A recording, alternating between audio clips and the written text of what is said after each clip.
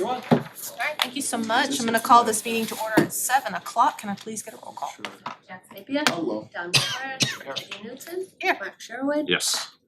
Donna Manthorn. Here. Bree Woodworth. Here. Elizabeth Walton. Here. Paula Kane. And Mary Ann Springer. Here. All right, everyone stand for the pledge of allegiance, please. I pledge allegiance to the flag of the United States of America and to the republic for which it stands, one nation, under God, indivisible, with liberty and justice for all.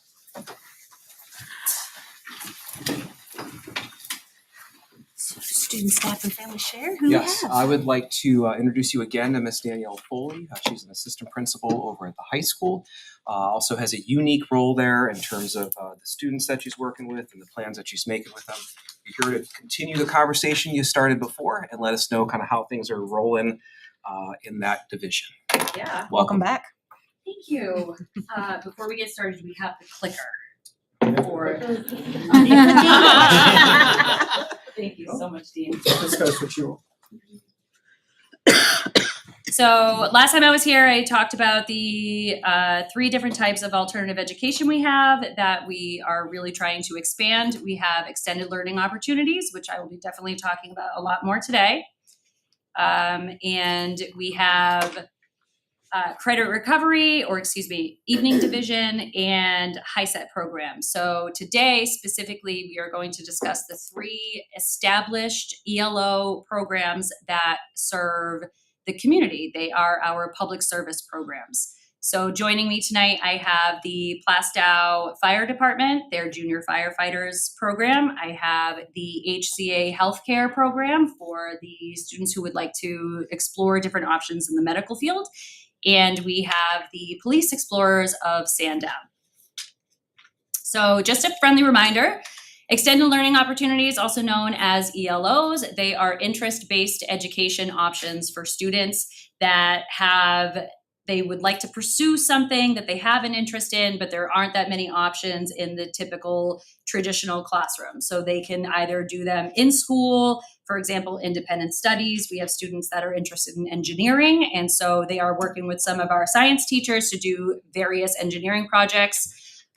They offer accessibility, student choice, and flexibility, which are huge components of UDL, which is something that our district is definitely trying to also expand upon. And students are given the opportunity to earn half credit of elective credit or full credit options, depending upon how many hours they do.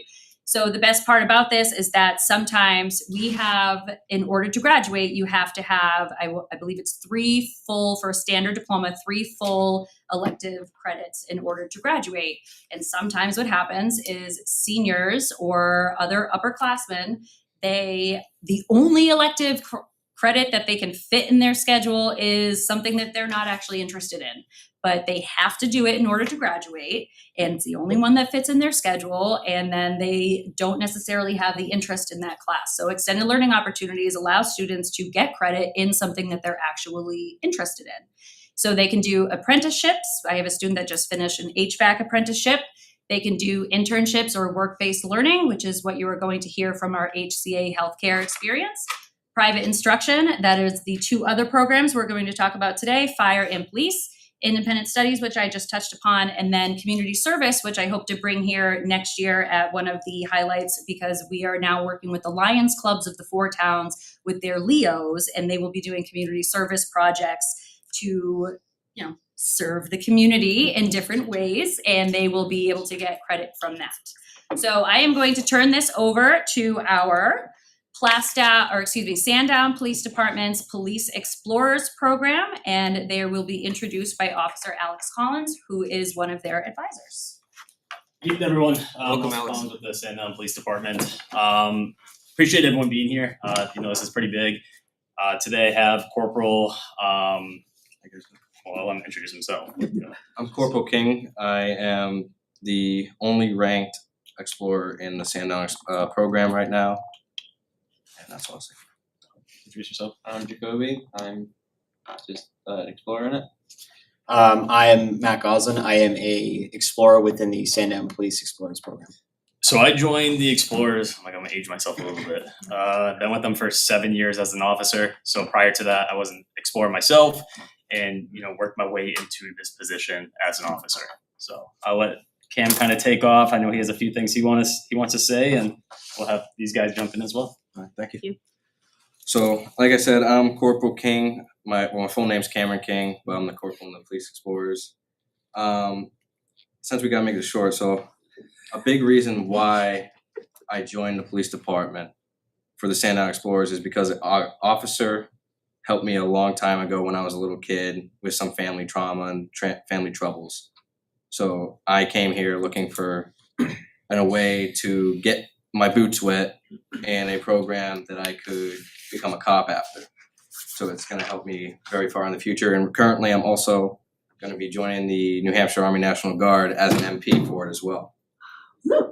One of the best parts in the Explorer program for me, it's going to sound pretty common, but it's building a bond with my fellow explorers and my officers. They're like a family to me. I can always trust to talk to them if I need to. We also learn a lot of good aspects, and they have some to talk about later on today. But one is definitely learning discipline. We definitely learn how to respect people we should respect and to be respected. We learn skills that you would not learn in a normal classroom setting, such as like de-escalation tactics, discipline, responsibilities, even speaking skills like I am today. I wouldn't be able to do this if I didn't join this program before, because I've had to do a lot of talking. Community service as well. I know there's going to be an ELO for it anyway, but we help our communities all the time. We do the old home days programs. We run those. We keep everything safe, and other programs like Memorial Day, which are happening soon. We do road races to raise money for the community and just make people happy and try to raise spirits. All right. It has given me a much clearer idea of my career path. Like at first, every kid's like, hey, I want to be this, want to be that. But you don't get to really experience it in many opportunities. Like this is one of the major opportunities you get to experience it. Like you get to see what it would be like, especially in a big classroom setting. And like our advisors, they treat us very well. They treat us with respect. If we treat them with respect, of course.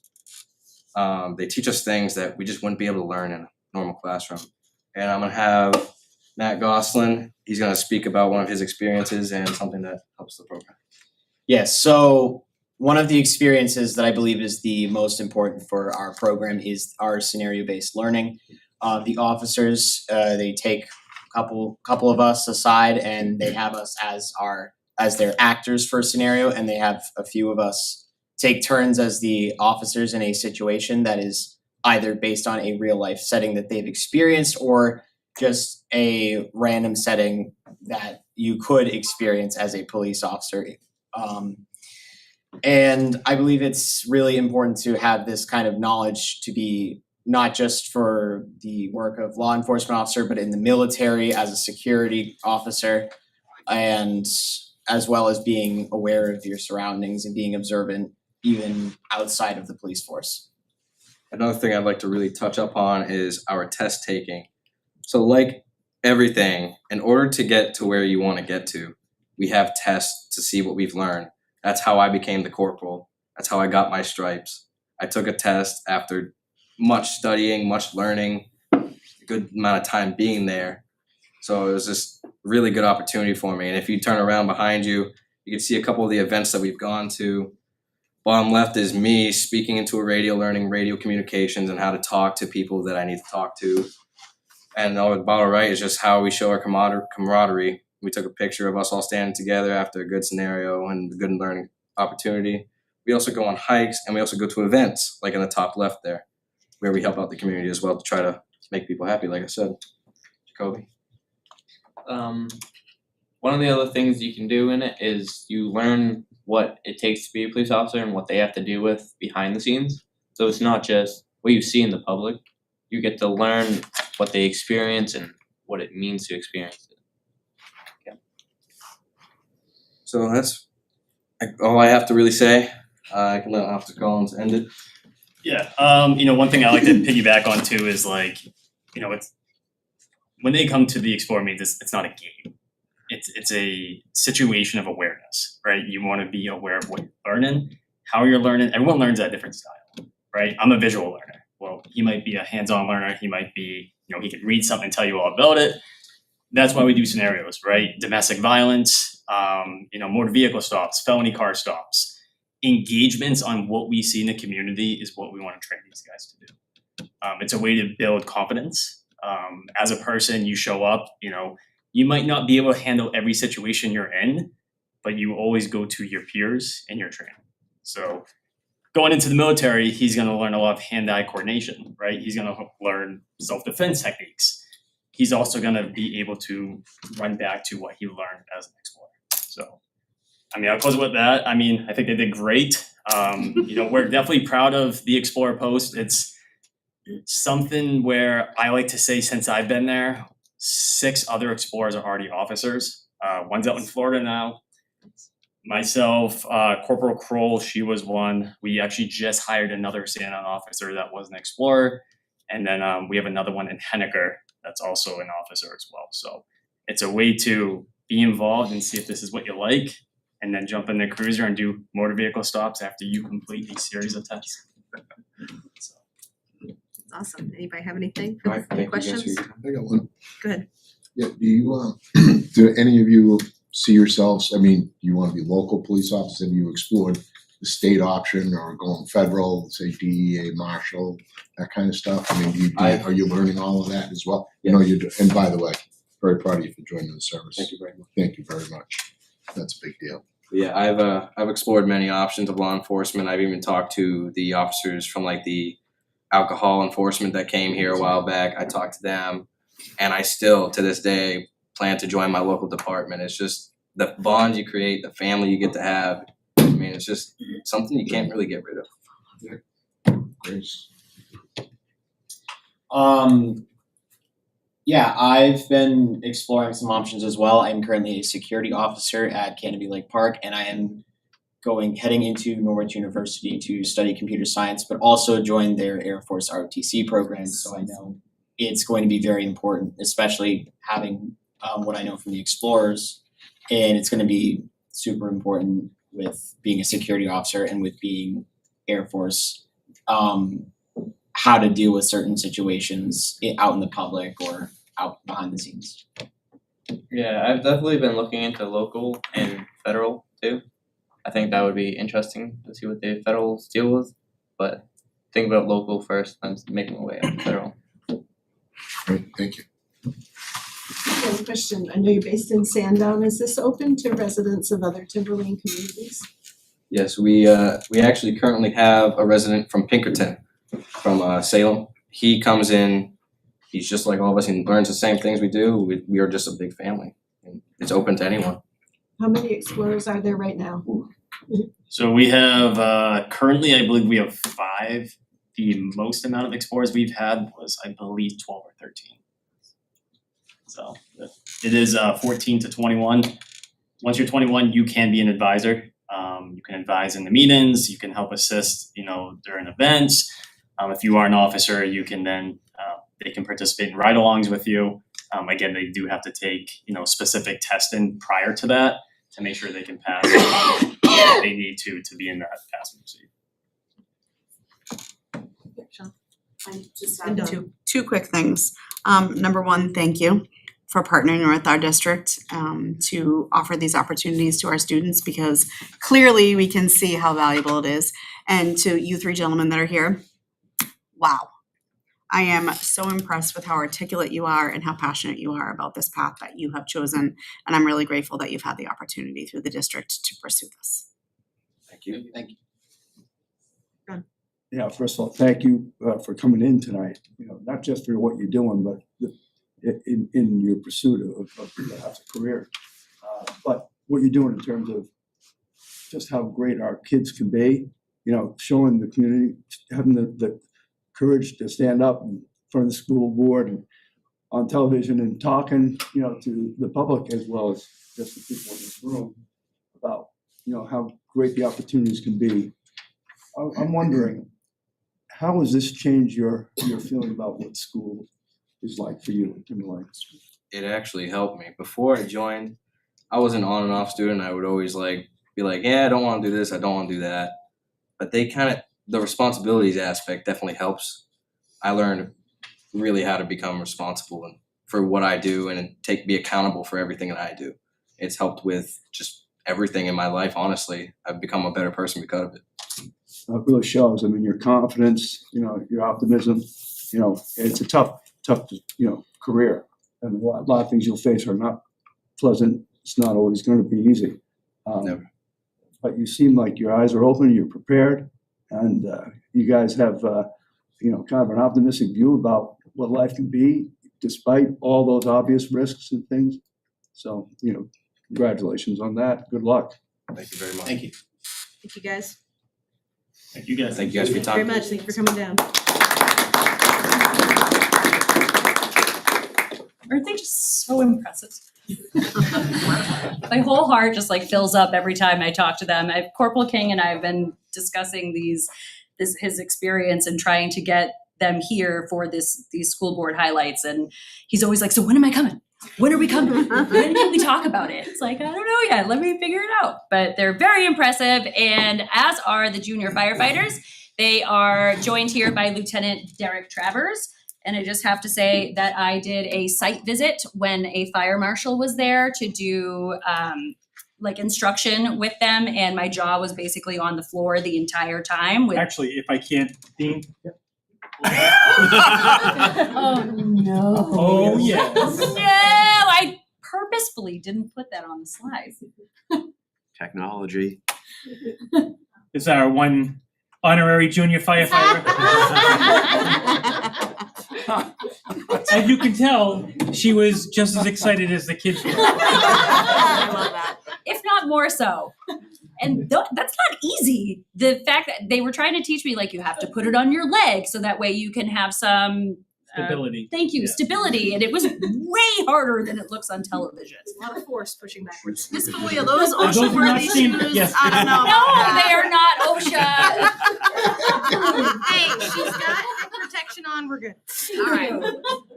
All right, so I am gonna let them speak about their experiences, and it's all very impressive. Yeah, I'll start. Come on 3 down. years ago, so my name is Lieutenant Derek Travers. 3 years ago, I started the Plastow Junior Firefighters with the thought of fixing up a need that we had in the fire service where we just don't have enough people to fill seats. Right now in the state of New Hampshire, there's probably, I think there's over 60 to 70 open vacancies for firefighters throughout the state. So there is a need for it. My son had started in a junior program in West Newbury under the tutelage of Deputy Chief Dave Evans. I had talked to Dave and I brought this program here. We are not an Explorer post. We fall under the National Volunteer Fire Council, which is a curriculum that's been built for the junior firefighter program. Basically, what we do in our program is everything that these kids would do at the fire academy, minus live fire and smoke. We put these kids through a lot of mental and physical tests a lot of times. Everything that they do has usually a classroom portion of it where we do a PowerPoint presentation. So for instance, this week we're getting into ladders. So I had to go over a PowerPoint presentation on ladders. And then last week they did carrying of ladders, how to move ladders, how to raise ladders. And then next week we're actually using an acquired structure where we're going to take the kids to Atkinson. So the Atkinson has a building that was donated to the fire department. So we're actually going to take the kids there to the structure so they can actually throw ladders on a building, so they can climb ladders, go into the home off a ladder, and that effect. I try to do as much as I can with these kids to make it as realistic as I possibly can. I will tell you that in 2 weeks, that same acquired structure we're actually doing a whole weekend of training in that acquired structure where we're going to have smoke machines, we're going to have an air trailer, we're going to have a rehab unit, and I'm going to have instructors from the fire academy come out, and they're going to have to do all different evolutions throughout the day, and it's going to be a 2-day event where for the first day, they'll do vent, enter, search. They'll do hose line to the first floor, hose line to the second floor, search and rescue. And then as kids go into that building, they'll do their evolution, and then the other kids that are in rehab, when they're done with the evolution, they have to pack that truck back up. They have to set the truck up for the next evolution. Those kids will go do the next evolution while the other kids are in rehab, and we'll go back and forth until we get through all the evolutions. That being said, I'm very proud of what we've accomplished here. I have 21 kids enrolled, most of which are Timberlane students. I probably have 16 very active. Some kids are, have sports and other things going on, so, they come when they can, but I have kids that show up. And I've always said that as long as these kids show up and wanna learn and wanna be part of the fire service, I'll show up with them. I don't think I've missed a Sunday since I've started this in 3 years. So a couple of my kids here, just one more thing I wanna say is I have a command structure. So my kids go through board style interviews in order to become officers. So I have a captain, and then the captain has 4 lieutenants. And so everything has a command structure. So if a kid has an issue, they start with their lieutenant. So Esme is one of our lieutenants. If she can't handle it, it then goes to the captain. And if the captain can't handle it, then it comes to me. I want these kids to try to be as independent as possible, and I want them to understand the chain of command that goes through the fire service and any of the services in public safety. That being said, I'll give it off to Esme, and then you can hear from Rowan. Hi, I'm Esme Johnston. I'm one of the lieutenants of the junior firefighter program. I joined my freshman year. Came in, they were at my lunch with all their tools, and I thought it was cool, so I went over.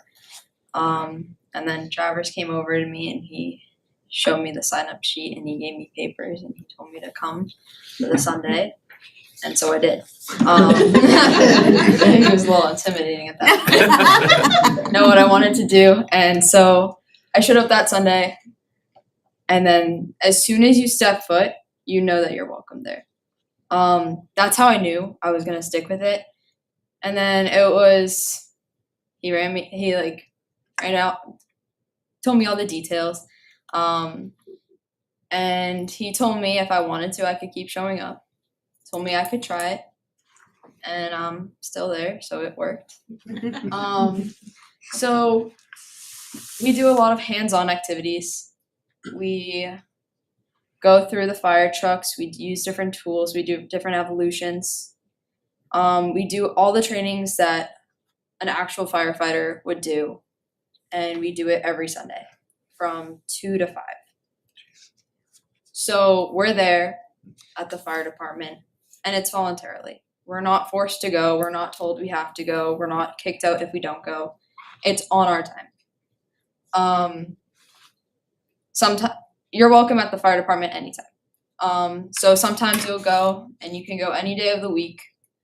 The people who are there, you can hang out with them, you can learn from them. And even Travers will offer that if anybody wants extra training, he'll come in with us on any day that we can and that we can make work, and he'll go over the training that we need help with.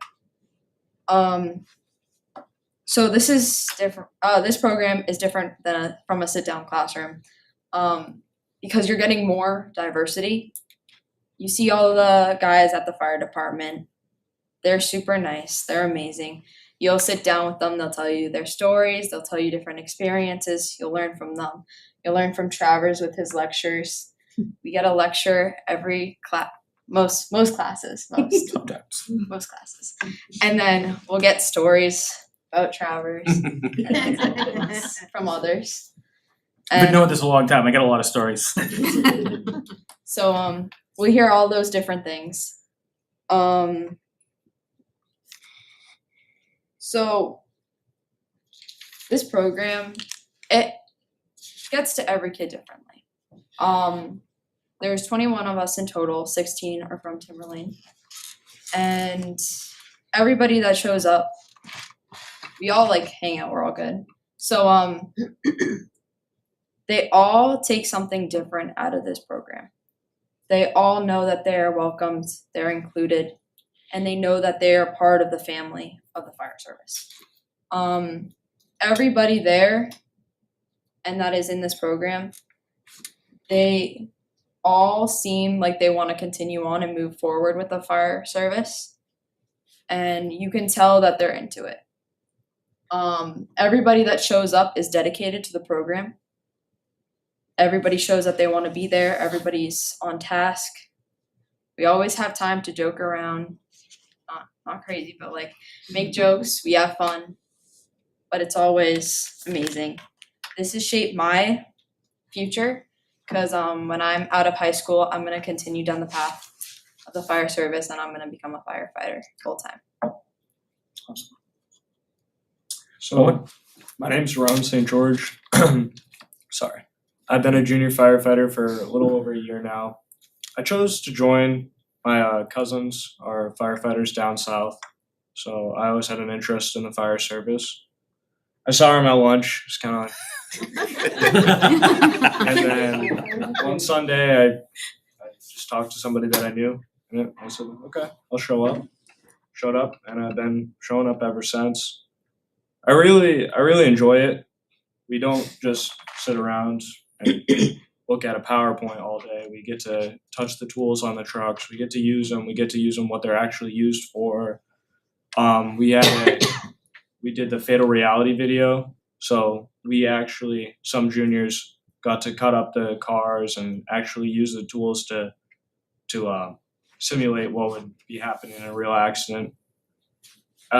Mostly, I think everyone needs their CPR card. So we get a class, we get our CPR certifications. So in a class, we wouldn't really be able to do this. I don't think any class is big enough to fit a fire truck after all. We're working on it. The first day I came in, talked to Travers, talked to the kids I know. Next day, started talking to more people. And we have kids from Salem, we have kids from Timberlane. We like to make jokes in class round, but what Travers likes to say a lot is the firehouse family is pretty much what we have.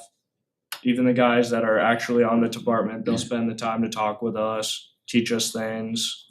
Old guys, younger guys, anybody, we're really connected. And local departments help us out a lot. They give donations. They seem to be really interested in it. We went to a parade in Haverhill, and we had other departments actually talk to us and say, "Oh, you're from Plaza. You're the juniors, right?" So we like to welcome everybody, and we're known for working hard and actually being confident in what we want to do and what we want to be. And I can truly say that this program has made me want to be a firefighter in my career path and go get my fire science degree. A couple of points I just want to make. We have 3 students who graduated Timberlane last year. Keenan Haggerty is now a firefighter in Derry, New Hampshire. He just got on about a month ago. And I'll tell you right now, Derry is not an easy place to get hired. So I'm proud of him for that. Allie Galvin, she just got hired in Salisbury, Massachusetts. So she's starting there in a couple weeks. She's got a couple things she's got to finish up, but she's going to be on the job in Salisbury. And Jacob Raymond, who is another one of my juniors that graduated last year, he just took a full-time position in Meredith, New Hampshire. So, and he's keeping his options open for closer to home, but he got a full-time job in Meredith. Long story short, for me, is the program's working. I'm doing this for the kids, and the kids are taking the ball and running with it. Like I said, my biggest thing is, if a kid can't make it, they can't make it a week. All right, see you next week. But the kids, 80% of the time, I have 100% of attendance. The kids show up because they want to do it. I just want to give a shout out to Richie Alberg. Richie Alberg just took his first class. He's doing a Head Start program with the Lakes Region Community College, and he just finished his first college credit with the Lakes Region Community College. He took Principles of Emergency Services. So he's already getting his head start towards his career. Some of these kids that have come in, would never have thought they were interested in this, and it's just blown my mind how much these kids have taken to this program, and the pride I have in it and the pride I have in these kids is immeasurable. But at the end of the day, we need good quality young kids to join this field because it's needed. We're getting bigger. The calls that we're getting more and more calls for service. We need bodies. And these kids are the future of the fire service, and I'm proud of them. And I'm proud of what we're accomplishing here in Plastow. I think this is a great program. We represent every single town in the Timberlane School District. We represent some kids from Salem. I have one kid from Haverhill. So all in all, I think we're doing pretty good here. And as long as the kids keep showing up, so will I. So, thank you. Thank you. Jack? First of all, you two guys did great. But I think a real credit's gotta go to you, Lieutenant, and the officer. I'm sorry, I forgot your name. Because you guys are volunteering your time, you're doing it for the kids. It's incredible, and thank you very much for what you're doing for the kids. It's a labor of love. It really is. I got that right away. The other question I have is, it seems like you spend a lot of time in our cafeteria. Is there a way we can compliment? I've seen how food gets made over there. I think. But thank you for what you do for the kids. To the both of you, thank you very much. All right, thank you so much. Thank you. Good job.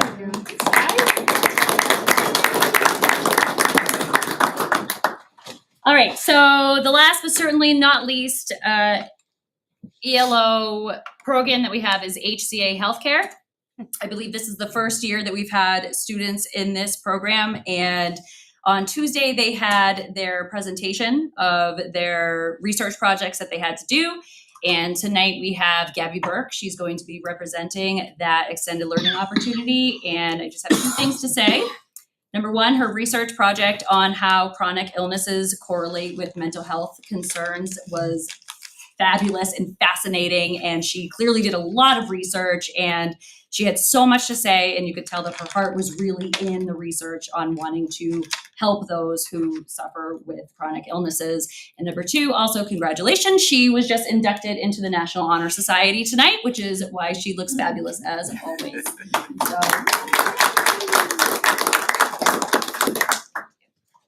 I'm Gabby Burke. Thank you, Ms. Foley. I was assigned to the Plastow Freestanding Emergency Department as part of the ELO program.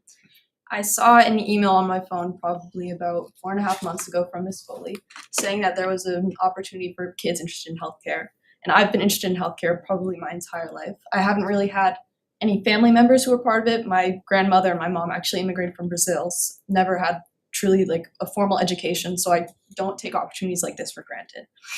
At the Plastow Emergency Department, I had sort of a volunteering role, and I was able to shadow doctors and nurses, see how they interact with each other, and better understand the roles that they held in the freestanding emergency department. But outside of the emergency department, we were also allowed 2 different shadowing roles out at different places. I'm yet to do my second one, but my first one was at the Salem Hematology and Oncology Center, which is one of my biggest interests, which is long-term healthcare and chronic illnesses.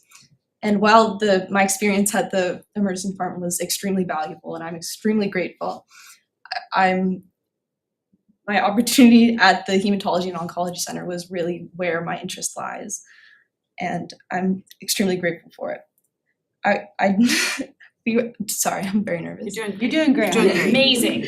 At the end of the project, we did a research presentation, and I got to do chronic illness, and I was able to present it to a group of nurses and doctors, and as well as a group of kids who are also extremely interested in healthcare like I am. I was able to meet with about 20 or so of them, and some of them who I'm still in contact with, which I'm very grateful for, because it's not very often you're able to meet so many kids that are interested in all the same things that you are. And I think that's it.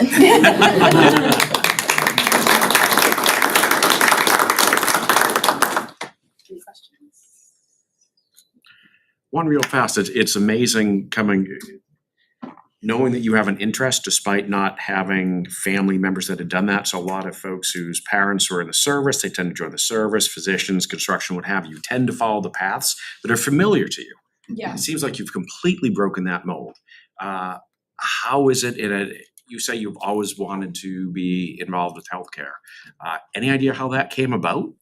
I've always loved working with kids, especially when I went to the pediatrician as a kid and they had the posters on the walls or little pamphlets. I would always take them home and read them. I thought it was so much fun. I remember one poster especially about the differences between bacterial, viruses, all different sorts of illnesses. I thought it was completely fascinating. Okay, so you're that kid. Yes. I love it. Awesome. I'm so impressed. I'm a healthcare professional, so Yeah. I love it.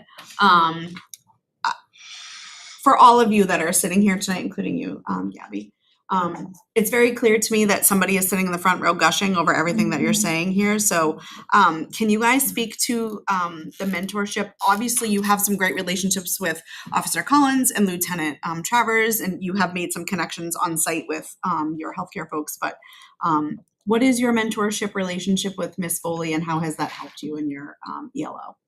Yeah, All of you are on tap for this too, just so you know. Or Gabby's standing up, so she's well, of course, I learned about the opportunity through her emails. I got to talk to her. I remember we had a meeting where I was able to discuss my project about chronic illness, and she was able to provide so much support. I remember I was talking to her about it for the first time, and she just seemed so happy that I was able to do a project about something I was so passionate in and be able to present it to a whole group of people who are equally as passionate about healthcare as I am. Want me to step up again? Roman, go. No, he was going first, Yeah, I man. love it.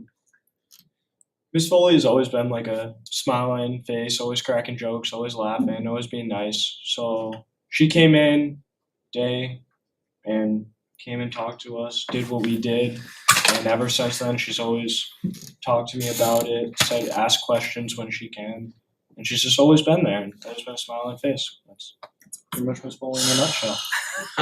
I will tell you that Miss Foley has become the fire marshal of the Timberlane High School. Now goes to room, making sure there isn't any overplugged appliances, and she checks all the fire alarms daily. And I actually got a helmet for her. So it's coming. Yeah, it's coming.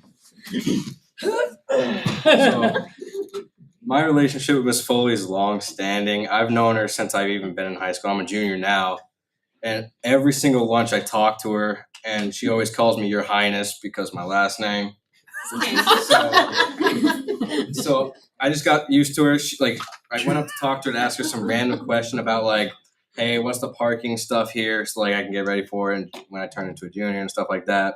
And she just instantly started talking to me, and then every day after that she always goes, Your Highness, how you doing? How you doing this? So she's always been a good part of it. And when I always tell her my achievements. So when I made it into the Army, I told her. When I got into the police program, I told her. And she's always been supportive. She's just one of the greatest people I've ever met at Timberlane. She's also the only assistant principal I talked to first and just kept talking to all the time. And now the entire administration knows me as Your Highness. So she spreads the word, so she's pretty good at that. So thank you, Ms. Foley, for everything you've done for me. Yeah, whatever. So I think the first time I actually met Miss Foley was a few months into my freshman year, and she was singing down the hallway. I didn't know which teacher it was at first, and I wasn't super known to the the high school environment. And then she looked at me and she started talking, and she asked me what classes I was taking and what I was interested in. I didn't know at that time. So I was there and I was like, oh, I don't know. And she told me that her office was always open for me to go and figure it out. After I joined the firefighter program, she found out. And she's always been there. She said that I can come down whenever I need, in case I need any help getting anywhere. And then she came in one day. She makes sure her mom's house is safe from catching fire. She makes sure the classes are safe. So what I'm hearing is she learns from you too. Yeah, I love that. she takes in a lot of information. She's probably the teacher that's most into what students are doing in the school. Like she takes things to heart and she's amazing. She also does a really great British accent. You should try to hear. Oh, well, we're not gonna make her do that today, but. Oh, come on. I already embarrassed her enough. This is too much. Alright, Yeah, so I think we can all agree Miss Foley's very energetic, and that's kind of that was my first impression of her when I first met her in high school. She was my assistant principal through sophomore and junior year, and there I've been really, like, if I ever needed needed admin help for something, she was always there. She was always ready to listen. She's been kind of like this shining light for a lot of people, and I'm really glad that now that I'm a senior and I'm going away, I'm really glad that I know Miss Foley. So that's awesome. I don't know Miss Foley. You do now. You know, like walking into that room today, I was just like, wow, like she's full of energy, which is great. You need that in life. But I think we can all agree she's a good mentor. Yes. And I think you need a mentor in life. And I think she's given these kids what they need. So keep at it.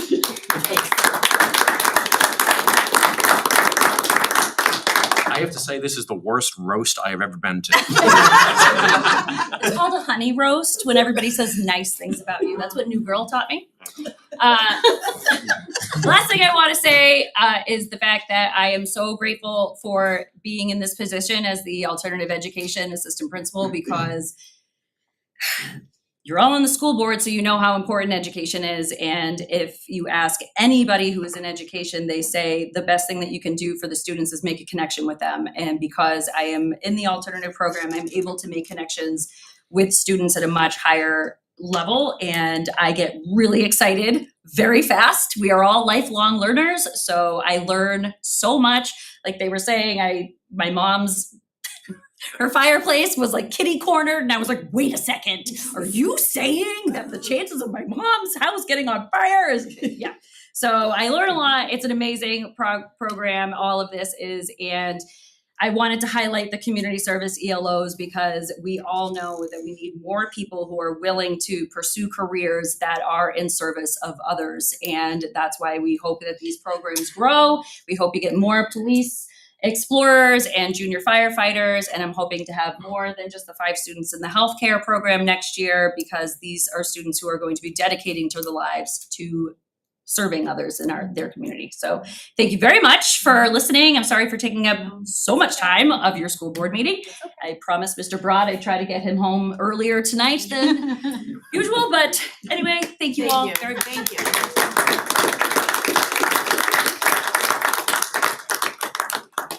Thank you, everybody, for being here, and Ms. Foley, thank you so much for doing your job, doing it so well, and I believe you're a testament to what one person's impact can, how far-reaching it can really affect people and do good things. So thank you so much, guys. All right, next. Class dismissed. Right, we'll give them a minute, but be looking at our meeting minutes from May 8th.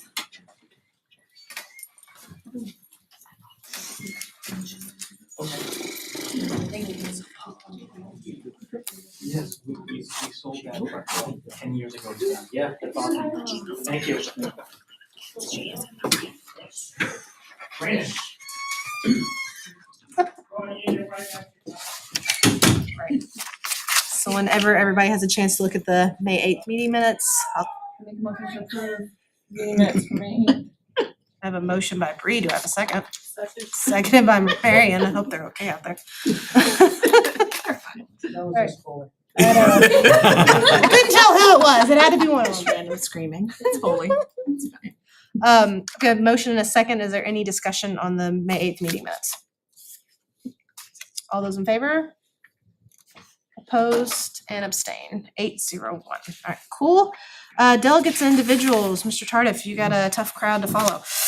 Yeah, unbelievable. I mean, they left, but obviously thank their service and dedication to the town. And if anyone wants a good example of how much our staff and district care, like Miss Foley, are you getting like that emotion like is real. So I think along those lines, there's been a lot of conversation around the community and in this room too about moving the deliberative to a weekend in February. I know those discussions have been ongoing, and from my understanding, each town has their deliberative on a Saturday in that short window of time when decisions need to be made. What I would like to ask is if the superintendent could explore with each town how we can coordinate an open Saturday to have our school deliberative. The idea of having it at night, it has been on a weekend in the past, but at night, when you want parents of students to be as involved as humanly possible, it's really hard with their children. So I believe the board might need to make a motion to have him go on that exploration. If that is the case, I would ask the board to do that at your appropriate time. So that is short, sweet, and hopefully we can all get together in February on a Saturday and have a very fun, energetic conversation. It's not a question for me, right? I'm out? Yeah. Okay. If you're done. Thank you. Oh, I see. Some clarification during the day. I think he's looking for during the day. It would be a day. But we have, to Mr. Tardif's point though, we have been exploring that option, and as soon as we figure out if we can or cannot, then the board needs to make a motion to change it, we will. Can I get a motion to move the last 27 minutes to the end of the meeting? Of delegates and division, so moved by Jack, do I have a second? Second by Mark, any discussion, all those in favor? Opposed and abstained? Oh, Paul, I thought you were gonna oppose all the time. Yeah, I was thinking about it. No. She was very disappointed last week. I know, you weren't You here. weren't here and you didn't do it. All right, so, student rep. Perfect, all right. So for updates, starting at the high school, the National Honor Society induction and courting ceremony, just what Gabby just went to, took place tonight in the Performing Arts Center. And also in the PAC, on Thursday, May 15th, was the Milkmen's Senior Night, which was a very special performance honoring the 15 Milkies, as they call them, for their last show before getting sent off for graduation. Orchestra had their final concert of the year in the PAC this past Tuesday night, performing many pieces and being a very special time for seniors again as we see that wrap up. As for sports, tennis is looking to be one of the higher seeds going in the state tournament and having a shot at hosting the first round of playoffs. The track team is looking at a Seacoast relay tomorrow night, and the girls lacrosse took a great win against Salem on our senior night this past Tuesday. Student council had their elections these past 2 weeks, with introductory meetings taking place and people taking in their new positions, and the council will also be visiting the State House tomorrow during the day for a statewide conference. Big Buddy, Little Buddy took place this past Tuesday, a day where students of both high schoolers and third graders from Pollard got to put a face to their name of their buddies, with a day full of fun games and activities and crafts at the high school. AP tests are officially all complete, and the last day of school is less than a month away, being June 19th for grades 9 through 11 and June 10th for seniors. At the middle school, the 6th grade ELA students kicked off their next research project in the library with Senora Hampy, I'm saying Senora Jones at the high school, Senora Hampy acting as a Titanic survivor. She engaged students with a powerful firsthand account of the tragic sinking in their project. 7th grade cooking students just completed their smoothie competition. They designed their own unique smoothie recipes, and parents and teachers also came in to judge them. And I think I saw a post. They actually shared their recipe on Instagram for all to see, so you could see how to make it, and it looked pretty good. I like the pictures.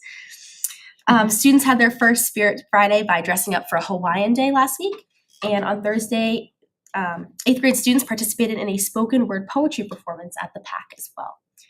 At Pollard enjoyed their visit from Wildlife Encounters last week, and the 4th grade heavily enjoyed their trip to Strawberry Bank. Meanwhile, the 2nd graders got to experience a day at the Stockbridge Theater in Derry.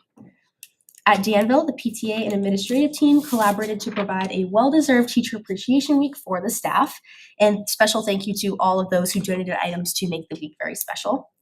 Several of Danville's 4th and 5th grade students performed at the orchestra concert last night, and thank you to all who were involved in preparing for them to perform. NHSAS testing for grades 3 through 5 across the district did wrap up as well at Danville, while several middle school staff visited the 5th grade students at the school. And this was kind of to help them adjust to middle school, where the 5th graders will be visiting in early June for that little transition. At Atkinson Academy on May 20th and the 21st, all grade 2 students went on a field trip visiting various locations in the community, such as like the village store, the fire department, the police department, the historical society, and the library as well.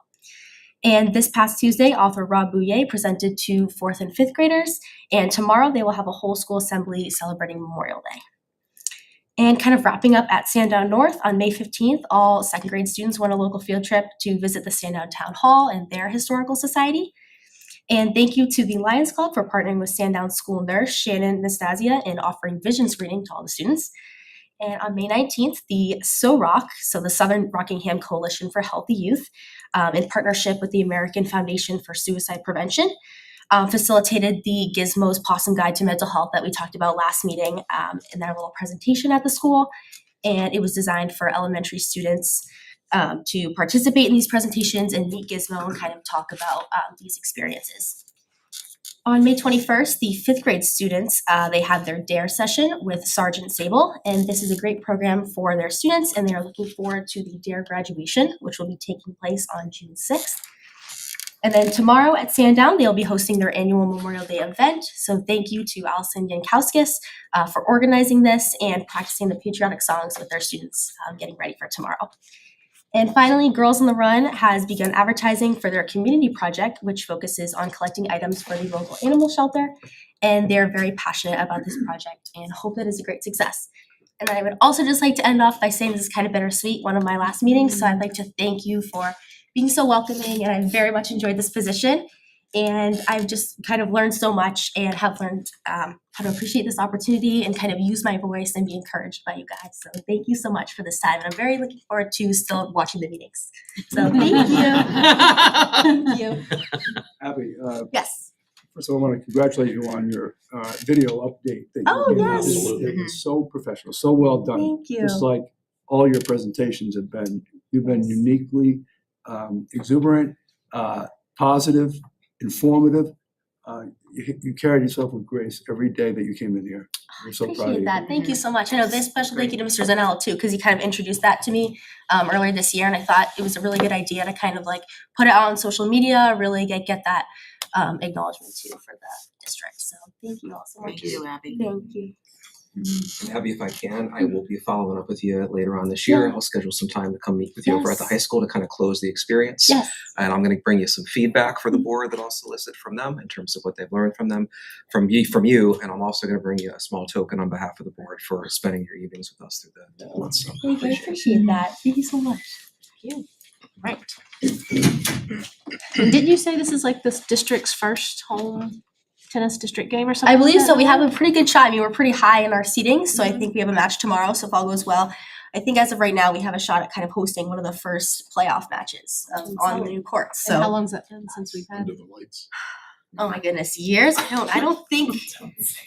I actually don't know. I should know the numbers now that I'm kind of like bragging about our team here, but It's been a while. it has been a while. I think last year we got really close to the playoffs too, which is like the first time in I want to say ever.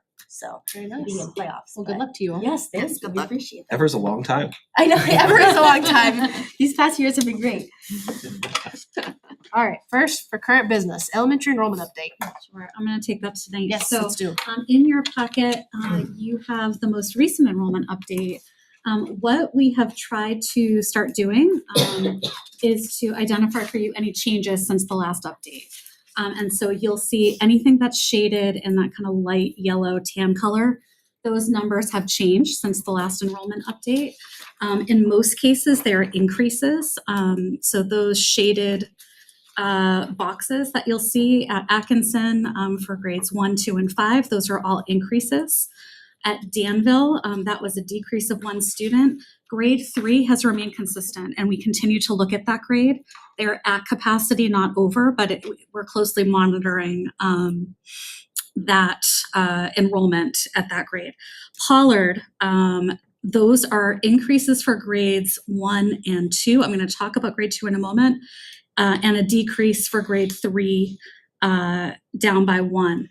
We have, since the last update, increased Pollard grade 2 by 1, and we were able to do that internally Due to some shifting around, we are down in requests for full day kindergarten and kindergarten in general in Pollard.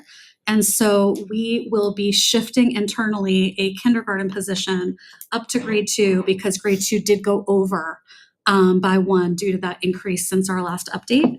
So that will not require any requests for positions or anything like that.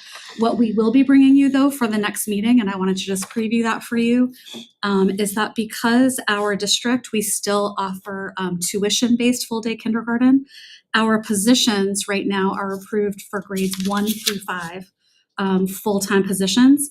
And so while it's an internal transfer, it will require us to bring you a request to redefine a kindergarten position into a position that can serve grades 1 through 5. So you'll be seeing that at the next meeting.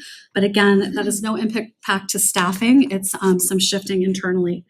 Over at Sandown North, those are actually 3 decreases in those grade levels, slight decreases. For early childhood, which is on the reverse, just some updates since we last came to you. Unlike past reports where we were reporting on finalized numbers and things of that nature, we've started to break these down by the number of projected sessions that we will be able to run. And these reflect still requests, not necessarily finalized enrollments with families. Some changes to this list. We did go over, I think we shared with you that we had a wait list for full day kindergarten at Atkinson. We were able to, due to decreases at TLC in full day kindergarten, we were able again to move a kindergarten position from TLC over to Atkinson to address those additional requests. So what you are seeing right now is an increase in 1 full day K session at Atkinson and a decrease at TLC. Again, that does not require requesting any new positions. It's an internal transfer. And then the last thing I want to bring to your attention is Danville half-day kindergarten. You'll see 3. We have made the decision due to a low number of requests that we will not be running half-day kindergarten at Danville. We are in the process of working with those families on what their options might be. Some of them are to send their children to half-day kindergarten at other local towns over at TLC, or some other options that we're trying to work out with them. So we are working with those 3 families, but we reflected it here because we don't yet know where they will choose to place their children. So I think those are all of the updates. I'm happy to answer any questions if you have any. Yep, Alyssa. So what is our plan if the Danville grade 3 goes over? Do we have a plan? We do. We do. Due to some recent shifts with regard to staff, you may see this on tonight's personnel report or an upcoming one. We have some areas where we may have some flexibility where we may be able to add a position at Danville. So, yeah, we're closely watching that. And would that half-day kindergarten position at Danville, could that be absorbed into that need? Potentially. Okay. Yeah, potentially. Yeah. It's one of our options we're looking at. Right. Yeah.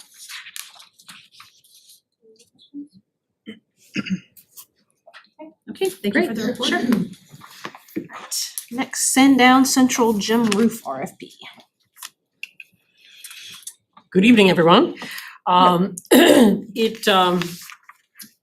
It became obvious to us that it was time to take care of the gym roof at Sandown Central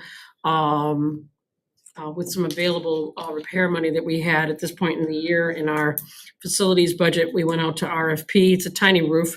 We went out to RFP and you see the results there. This is all in, by the way, meaning it's inclusive of insulation, the removal, disposal, everything. It's all in each of those prices. And we have we're asking the board's approval to move forward with Melanson Roofing, given their reputation, reliability, prior work in the district, and accompanied by this very fair price that we have in the RFP process. Any questions? Someone will make a motion, please. I'll make a motion to approve Melanson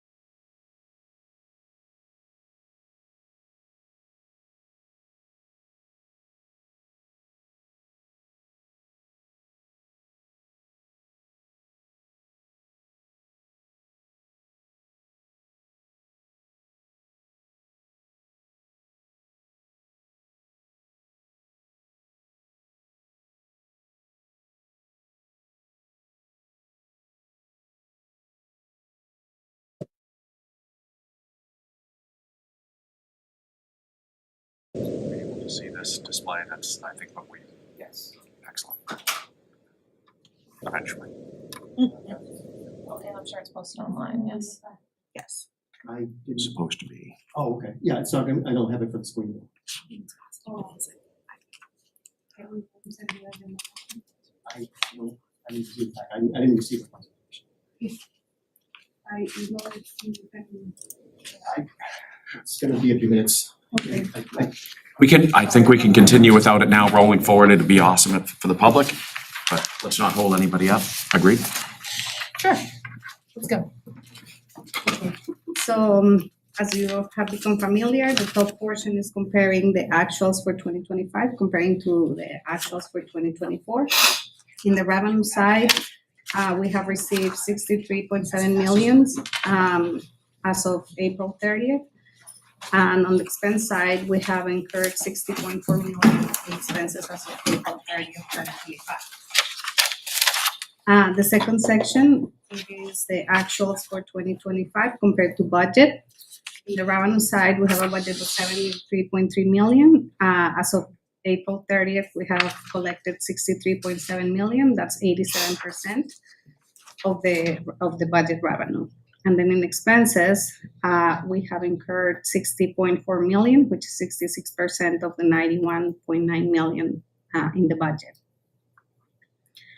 We are on track to meet the revenue budget of 73. We actually are trying to go a little above that, the revenue side. And then in the expenses, we are still on track to hit the around 79 million in expenses. So that's what we have as of April 30th, 2025. Any questions? So it looks to me as if things are running about the way that we're expected, nothing unexpected so far. Though trends continuing the same from what you had shown us the last meeting. Perfect. Yes. Any questions? Marianne? Question, do you have a projection of what the unassigned fund balance might be this year? Not yet. Okay, so if I were to take like the $91 million budget and the 79 million projected expenses, that would be about 13 million. Is that a reasonable kind of first pass? I know there's lots of things that can still come up. Yes, so the unassigned fund balance is not necessarily that, budget minus actuals. It is the prior year unassigned fund balance plus revenues minus expenses, plus prior year encumbrances minus current year encumbrances. So that's the equation for the unassigned fund balance. As you know, that you are aware, we ended last year with a $60 million unassigned fund balance, so that will be our starting point for the unassigned fund balance. Okay, so trying to do like, so 19 million beginning balance, plus about 73 in revenue. 74, yes. Minus 79 expenses. Is that a better estimate? That is a better estimate. I should have brought a calculator because my head isn't doing that. That's now. about 12. 12, okay, so it's still about 12, okay. All right, so. With the right calculation. Okay, well, that works. And you said revenue might be a little higher? What aspect of revenue? The tuition for pre-K and K came up a little higher. Okay. We also have a little more than expected in interest income. We are still waiting for some of the towns to send their payments, which that was projected. Mm-hmm. But basically, those are the two that I think were the most significant: the tuition and the interest. Okay, so it's not state or federal, those numbers have stayed. No, those usually run pretty close to what we project because what I do is whatever we are awarded in grants for the federal, that's what we have. And then the food service is a program that runs fairly close year over year. So those two are usually close to what is projected. I just, when it comes to unanticipated revenue, that somehow got spun as a bad thing last year. And I would just like to say, that is something we should all be jumping up and down over, because that gives us opportunities. It gives us opportunities to get money back to the residents if that be the case. But this whole narrative last year really, people say, well, and there's no way, that's why they call it unanticipated. There's no way for you to figure that out. So if anyone else wants to throw some more money in the till for us, I'm more than happy with that. I just, we all have differences of opinions every day, but that's something we should all, what's the word I'm looking for? It should be a nonpartisan thing, right? We get some extra money. So hopefully we clearer heads can prevail during these discussions next year. That's all. Before we do go on, I know a couple members here have received texts from people that are listening and not watching. We're aware the video's down. We've been hit with some storms, so continue to listen until Dean can work his magic. We are streaming. This You're was streaming. delayed. Otherwise- This was delayed. We're good. Okay. They're telling I'm me told that we're now they're good. back on now, yeah. Okay. My People were just information's- asking me, so I'm like, we're getting it. Thanks, Mark. Alright, cool, so getting back to business. Yeah, and with the unassigned fund balance, we're not gonna know until the books are closed and everything is done. So trying to calculate anything right now is not even worth it. I'd rather wait until everything is settled. Any other questions about the budget to actual report as of right now? I said, what? Yeah, Paul, go ahead. I was at the last meeting, the meeting before that, we had a town that was significantly behind in paying us. What, is that still the case? Yes. Was that town? I don't. Paul, we continue to work with the towns. Yeah. We're continuing. So this is public information. Who's behind in paying us, in paying the district? I'll defer to Maria. It's public information. Plasto. Plasto is Why? are behind. They have not really given us a reason. Both Superintendent Krieger and I have reached out. They recently told us that we are on a paid plan where they're gonna send us $750,000 a week for the remaining of the year. So No, and I wouldn't push on that, but that's public information. Yes. And I don't know what the rules are. I will find out, but it's gotta be in good faith. It feels like bad faith to me. So I wouldn't be talking bad about any of the towns, especially with what's happened lately with them and everything, so. And we are Timberlane district, so let's just remember that. All right, anything else to the budget to actual report? All right, cool, moving on. So the second part that I have tonight is the schedule of town payments to the school district. This is the schedule for the apportionment of the towns. The first semester, it is an estimated an estimate of the financial needs of the school district. The way I develop this schedule is I give the towns some break in the months that I know their cash flow is lower. So what I do is in the months of July, August, and September, because tax bills are due in July, they collect all their taxes in July. So July, August, and September are the higher percentage months. And then October, November, and December is a lower percentage. So I try my best to accommodate their cash flow. And just to point out to the board, Maria, I mean, that's the sign of the collaboration between the towns and the school district, with Rio working with the Board of Selectmen to understand their cash flow situation and have it reflected in what the school district can kind of take a burden on for some months, knowing the cash flow situations of the town. Would it be accurate to say that this collaboration has not historically been there, or even it hasn't been there? Just leave it there. I started my first year, I actually contacted the towns and I had a conversation with them following that logic, which was just a logic for me saying, okay, well, if you collect the taxes in July and in December, then would it be helpful to do that? And that's what I changed it. It was not like that before. So change it. I can tell you as a former selectman, those conversations never took place between the town and the district. So, yeah. So like I said, this is just an estimate, and then for the second semester, what happens is in October when the DRA gives us final numbers and the apportionment for each of the towns is settled, Then I adjust the schedule for the second semester, and the numbers are what we have approved. So this is just the first semester. Excellent. Is Marian? this a memo that you send each year that they have seen in past years? Yes, this is the memo that gets sent to each of the towns. And as you can see there, you can see reflected what I just mentioned, that July, August, and September are higher amounts than October, November, and December. Any other questions? Can I get a motion, please?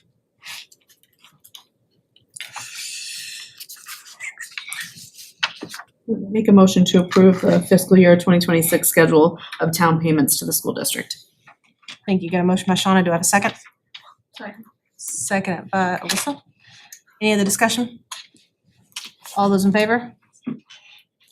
Oppose and abstain. Okay.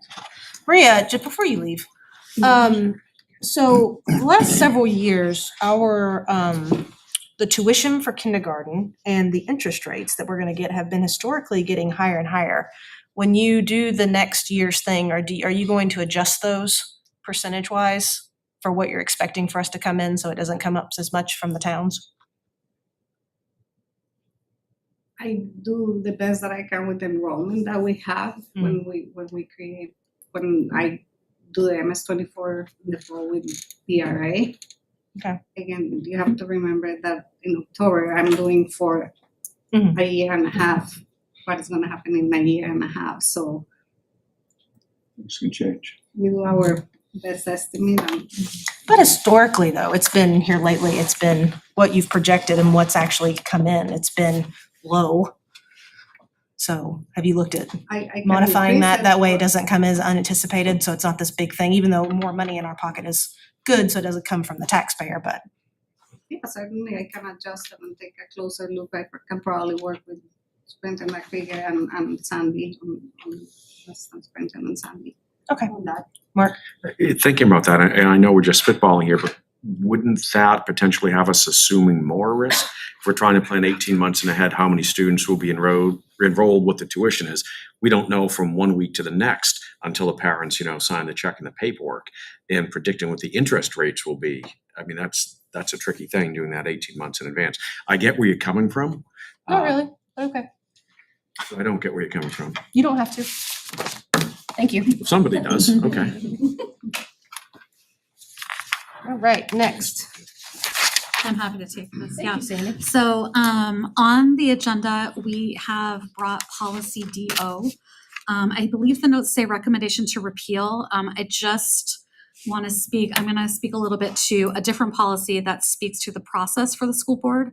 The correct language is actually revoke. So we are bringing policy DO from policy committee to the school board with a recommendation of the policy committee to revoke policy DO.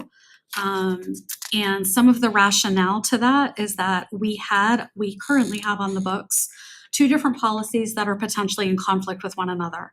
So policy DO, which you see in front of you, food service meal account balances, you have the full language of that policy there.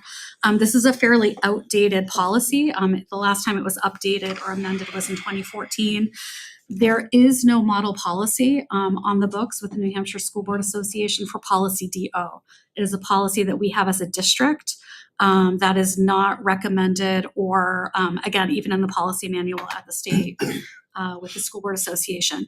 We do have, however, policy, I believe it is EFAA, meal charging, which was updated as recently as this past September.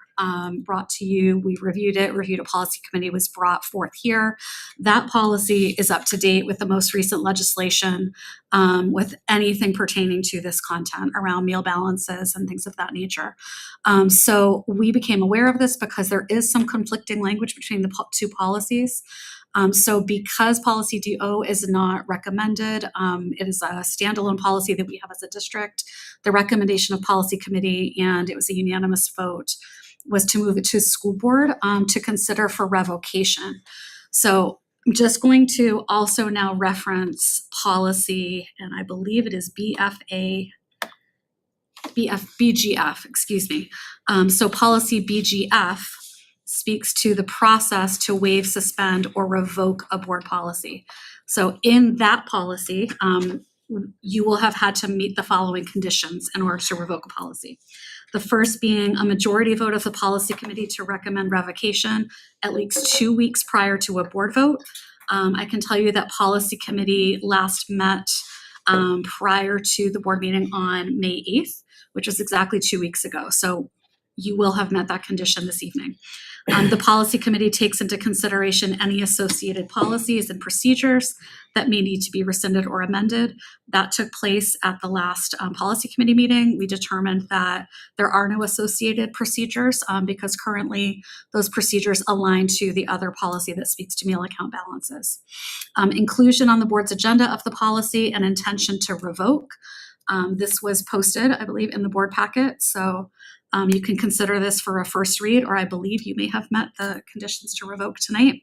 And then finally, you will need to have a majority vote of the entire board membership in favor at a properly noticed regular meeting in which written notice of the policy to be revoked was included on the agenda. So those are the conditions that will have to be met at a board meeting for you to consider this policy for revocation. But I just wanted you to have all of that information as you start to talk about it. And did you say that we meet the qualifications to do it tonight? As I read those, yes. Paul, yeah. I think I know what you're asking, because we talked about this. We talked about Okay, we've done this before. We did it, yes. Yeah, so I think so that we met what you said. Yes. The night we have to agree that we would post, because this has to be posted and available for public comment. It has to be posted that you intend to revoke it. Which we could do 2 weeks from now. Yes, Or we the could next do 2 school board weeks meeting. tonight. I think the difference between, we went through this process in the fall Yes, we did. with regard to some of the Title IX policies. Yes. I believe the difference then was that the policy committee meeting did not happen with that 2-week threshold prior to the school board meeting. Whereas tonight, we do meet that 2-week window prior to tonight.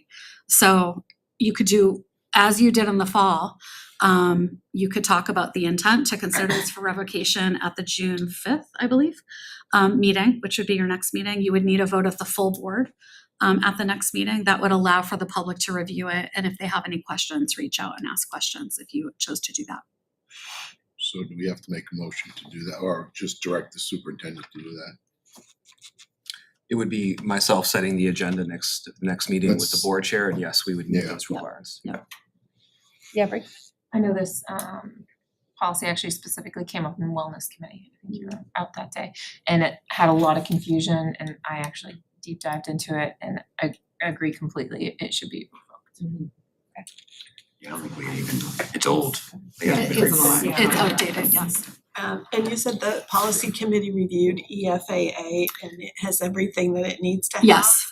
Yes. So not the conflicting parts, but Yes, yes. clear. And so, essentially, many of our policies have the exact verbiage of the New Hampshire School Board Association model policies. And really, a lot of the reason for that is that those policies have been fully vetted in alignment to state laws that change, from time to time. And so policy DO is very much out of date.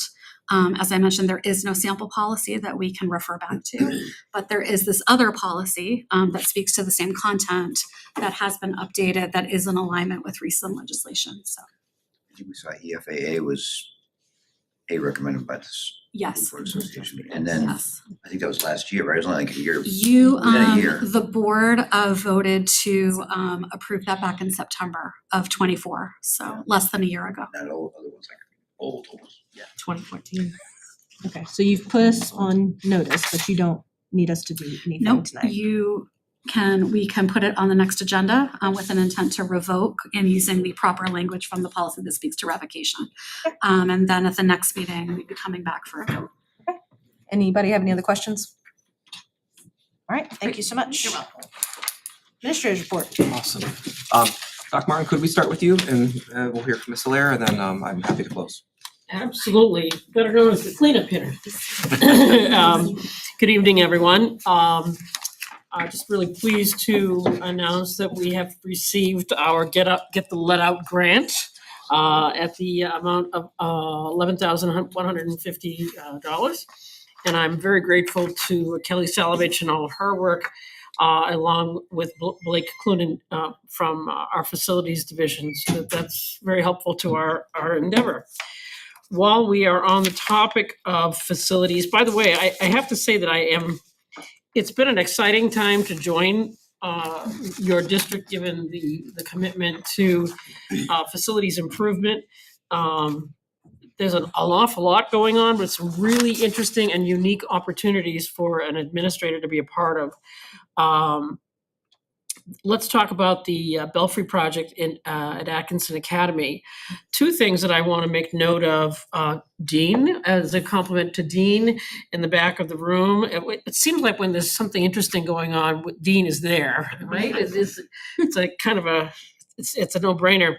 The art teacher at Atkinson Academy, Pam Alexander, has really taken an interest in this project in making historical note of the project, keeping the kids abreast of the project, working with the Atkinson Historic Society on the project. It's really very impressive. So I just wanted to really mention that, mention her efforts in this area. And of course, Dean has been cataloging. I think there are more than 100 pictures of this process. I don't know if you all received an invitation to the May 29th event at the Atkinson Library from 6 to 7:30 p.m.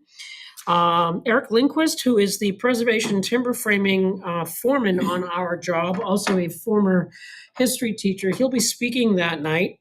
There is registration required, and I have some contact information for those folks, but we recommend it highly. As I said, lots of historical work has been done to make sure that we are being authentic to the cause. Also in the area of facilities, we are currently working on coordinating with our building principals and cleaning staff and maintenance staff for the summer work that's being done at the high school, at Atkinson Academy, and at Sandown North. The Sandown North project is tiny with the installation of controls, much like what was done here. Atkinson is much more significant with the rooftop units being installed, and of course the belfry work. And at the high school is the remaining window project of the windows that are surrounding the courtyards. So those meetings are taking place and moving along quite nicely. Let's see, anything else in the facilities world? No, let's talk about music. Very nice. Yes, Bollards or later? please.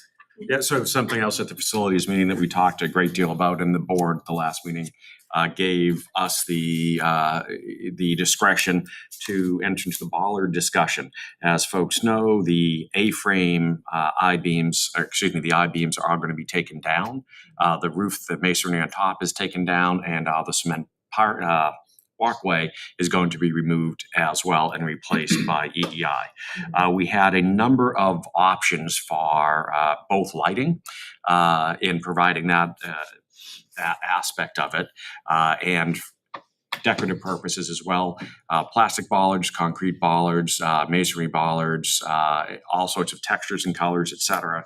Whether we wanted them to be crash proof, whether we want them to be lit, they're all different price points depending on all these different iterations that we chose. What the group decided to go with, and EEI had been fairly generous in an allotment that they had volunteered to give us. We elected to go with a very slight upgrade, and decided on 23 bollards along the entire front, so it'll be a much more uniform and cleaner look. And they will also be lit, so that will make it a non-necessity to hang, lights on the outside of the school shining down obtrusively on the walkway. It will light that.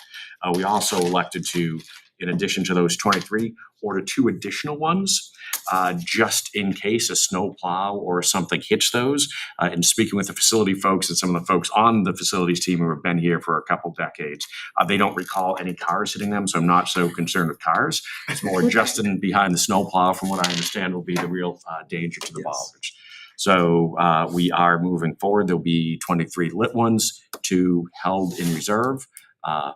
Any questions? Shoot. Bree, Alyssa, and then. Are they crash tested? These are not. So having them crash tested added a huge cost to that. And that was a lot of discussion. That's something, we did not uniformly agree on not having them crash tested.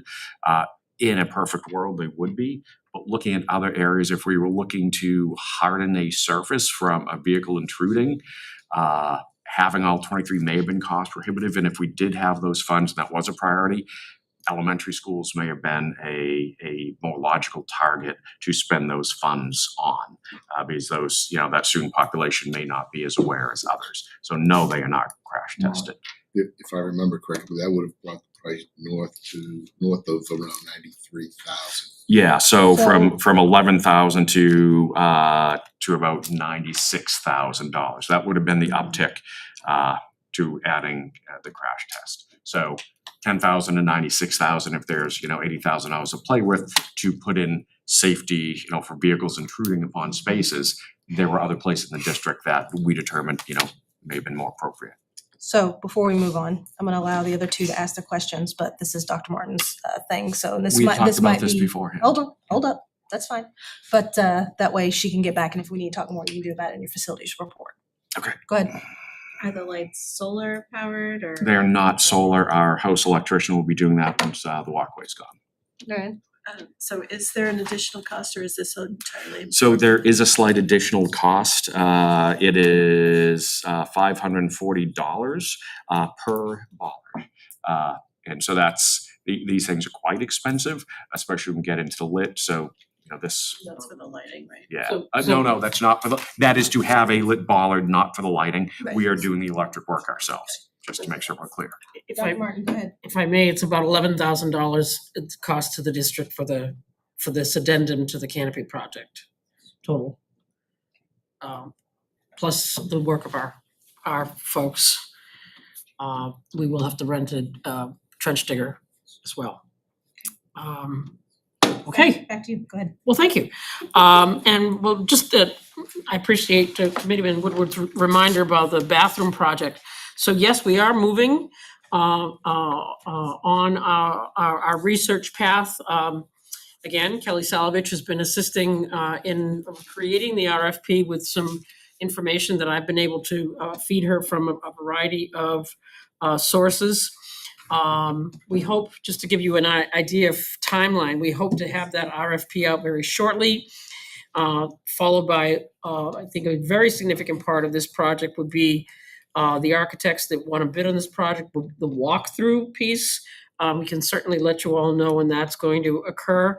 Then the creation of their proposal that will come into to our office, and we'll move forward from there with the process. I believe that Mr. Sapia has recommended where a group of individuals sit down, which committee will be, we'll have to talk about that, sit down and take a look at those proposals, and make a recommendation going forward. So I'm very pleased with the pace of that project. So I have a question to that, if you don't mind. Are we reaching out and doing some research on architects? Because I most certainly yes could reach out to a couple general contractors. I haven't worked with an architect other than the ones we have here at the school. Well, and ask them for recommendations of like-minded architectural firms that may, the more the merrier when it comes to an RFP. I would recommend that you give those references to Mr. Krieger, and then he can give those Well, to her. I would get the list from the GC and hand them over to the administration. But again, let them, Filter. let them filter. Don't worry. And lastly, it is Memorial Day weekend, and though many of us might be looking at least a little bit of a sleep-in time, I'm not sure we're all going to get some sunshine this weekend. But our folks in the music department are quite occupied this weekend. Saturday the 24th, the 8th grade band will participate in the Danville Parade at 11 a.m. On Monday the 26th, our Owl Marching Band will participate in the Plastow Parade and ceremony at 9 a.m. The high school chamber singers and middle school honors advisory will participate in the Sandown ceremony at 10 a.m. on the 26th. And also the marching band will get their steps in that day by participating in the Atkinson Parade and ceremony at 10:30 a.m. God willing, and if the creeks don't rise, as my mother would say. So that concludes my report. Thank you so much. Pleasure. I have 3 primary things. One is more just recognizing things going on in our schools. The 2 others are a little bit more business oriented. So to start with today, Mr. Krieger and I had the opportunity to attend the spoken word presentations for grade 8. It was Team Atlas. Happened to be doing their presentation today at the PAC. So essentially this is a yearly unit that's done every year in 8th grade language arts. And the students have an opportunity to delve into all different genres of poetry. But they really spend a lot of time focusing on spoken word poetry. And in the past, they've had opportunities to have professional spoken word artists come and work with the students. So today was a day where the students had the opportunity to choose to share their poetry on stage in front of their entire team, in front of a multitude of adults. Some parents were able to come, teachers, administrators. It's something to watch. It's not my first time going. I've been able to see this for several years. I think what really struck me, and I'm going to go back to our presentation tonight, at least half of those students all acknowledged when they got up on stage, this is not something I normally do. I'm not really comfortable doing this, but I felt like I needed to, or I was encouraged to do this. This is out of character for me. And yet they stood and read their work, which was in many cases very personal, and speaking to something that was really of personal meaning to them with their peers. And so it was exceptional. And then I just want to give a shout out to the teachers as well on that team. After the students were able to hear their peers, the teachers had put together a nearly 10-minute slideshow of various learning opportunities that team had gone through to start kind of winding down the year and celebrating their time together and all that they've accomplished. So it was really a great experience. It was a great thing to go to, just to kind of reconnect with the things that are going on in our schools. So and just seeing the kids stand up and speak tonight, I think that's a common theme, is that we as a district invest a lot of time in our students and preparing them to really learn to think on their feet, to engage in a very responsible and respectful manner with adults, and to present themselves in a way that I think we can all be really proud of. So just wanted to start with that. The other 2 pieces that I wanted to update you on are important pieces of work that are currently happening in the district that you as a group will be hearing about and should be aware of. So the first is that our TTA, Teachers Union, their evaluation plan, which is a 5-year plan, it is connected to the CBA. It's referenced in the CBA, so it is connected to the contract. It is a document that is approved both by the entire TTA membership and the school board every 5 years. That is expiring this year at the end of this year. And so we have been able to start work. We've partnered with the TTA. Mr. Broad is here. He's part of this group. We have a group of teachers and administrators who have started to meet to review the current plan and to kind of dig in, look at any changes that collectively we as a group think we need to make to how teachers are evaluated. One of the most significant changes is that while we are not changing the rubric or the framework that is used to evaluate teachers, there are updated editions of that rubric that have been updated due to research around instruction practices and things of that nature. So we made the decision to update to the most up-to-date version of that framework. And we've started to have some really deep conversations about what evaluation should look like, what type of feedback is the most valuable to teachers to help them in their professional growth, timeliness of feedback, durations of observations, all of those things. That is, again, a document that will have to be approved by the board once we reach consensus, so we have a final product. So we have our second session, I believe it is the first week of June, will be our next meeting. We have a work session that we're digging into. So I hope Mr. Broad agrees with this, but I think we had a really productive collaborative session last week. And so we are making some pretty significant changes, but I think we are on a really great track. So we'll be talking to you a little bit more about that. And we'll hopefully have a finished product by the end of June, with any luck. The second thing I wanted to bring to you is a general update. I first updated you all on changes to the ED 306 rules at the state level.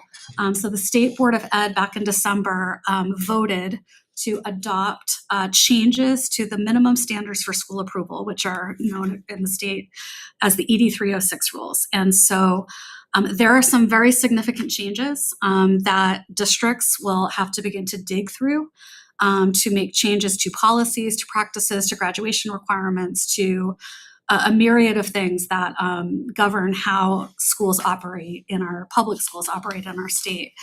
The first of those that I wanted to just kind of bring to you is something that we talked about at the Curriculum and Assessment Committee 2 weeks ago at our most recent meeting.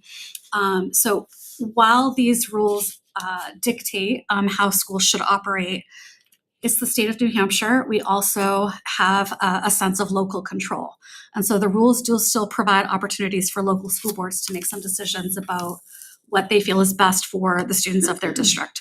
So one example of that is that the ED 306 rules require that school districts adopt state standards, okay? It also speaks to those standards being reviewed and updated every 10 years. If we were to adopt the state standards, we would be out of compliance with the rule that they would be updated every 10 years, because in many cases, they were adopted in 2006 or in 2001, because the state moved to competencies, not standards. So there's some conflicting language in the rules themselves. There is another component of the rules that allows local school districts to adopt standards that are not in alignment with state standards, provided that they meet or exceed the same level of rigor as the state academic standards. Okay, so now we are going to be talking a little bit about rigor and how you measure rigor. So a few things. We will be looking at content standards across all of the content areas that we have curriculum for. The state only has standards for, I'd say, 60% of those content areas. For many of them, the state says that they have state standards, but they're actually national standards that they've adopted and called New Hampshire standards. So an example of that would be the Common Core for Math and ELA. In New Hampshire, those are known as the New Hampshire College and Career Readiness Standards for Learning. If you click on the link on the state website, it'll take you to the Common Core, which are national standards. So we are in compliance. We will not have to review those standards because we're currently using those. That will be the same for the next generation science standards that we have implemented and the state also adopted. Other areas that we will have to review will be social studies, world languages, arts, including the fine arts, including music. And so we will have to go through a process, which we talked about at CNA, where we will compare grade level standards at the state standards that in some cases, again, have been on the books for over 20 years, with national standards that we as a district adopted when we wrote our curriculum within the past 10 years. We will be using a tool that is a rigor matrix for all of these different content areas. That's a decision that the Curriculum Assessment Committee made. And so we as a leadership team, we will be digging into that work over the next month or so, bringing our recommendations to the Curriculum and Assessment Committee, which will review this on a deeper level. Ultimately, that will come here, and we will be requesting a full board vote to adopt the standards that come out of CNA. Without that vote, we will be looking at, in many cases, likely rewriting all of our curricula if we were to comply with some of this. So we will go through the work and go through the process. That is the first of many things that will come. So I just wanted to put you on notice about that. You will be receiving regular updates. I will likely be talking about the ED 306 rules, graduation requirements, policy changes, and a variety of other things for the next year. So, yes. It would be safe to say that curriculum development of that magnitude is more of an ongoing piece, that to rush it for a deadline might not be the wisest way to go about it, but to try to create a kind of an ongoing review and work on things Yes. always to some extent? Yes, and I would add that we currently have that practice in place, so you'll note that you often will see updates, sometimes minor, sometimes more significant, to our curriculum documents in various content areas. This change pertains to the standards that guide our curriculum documents, that really are the basis for the competencies that connect to our competency-based learning requirements at the state level. And so if we were to blindly adopt the state standards in some content areas, it would require us to replace all of the standards that we had adopted with state standards that in many cases are outdated, rewrite all of our competencies. And so, right, we would like to go through this process to determine the level of rigor and ensure that the standards that are in our current documents meet that threshold. That will allow us to move forward and not have to blow up everything we've done unless we discover that, right, we are not meeting the same level of rigor. Then we can isolate and hone in on those areas that might need editing. So, Yep, Jack. So I'm completely lost. Sorry. That's okay. And this is something that is the most important thing, right? So our standards, if I heard that correctly, are based on the state standards. And in a lot of cases, the state standards are the federal standards. Did I?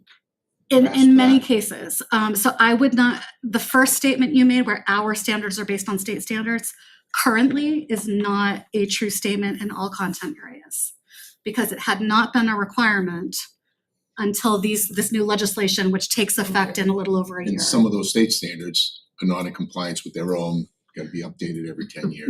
Most of the state standards are out of date significantly because prior to this new legislation, the state had invested all of their energy in the development of competencies and model competencies and not updating of state standards. So we, in many cases, do not have state standards that have been updated within 10 years. And we develop many of our own. So we have the ability. We have the ability to adopt other sets of standards that are not the state standards. So I'll give you an example. In the arts, the state art standards, I would have to look at the exact date when they were last updated. But the standards for music education and arts education at the state level that the Department of Education of New Hampshire adopted have not been updated for many, many years. When we rewrote our curricula for music and art 9 years ago, roughly, we made a decision because those were out of date.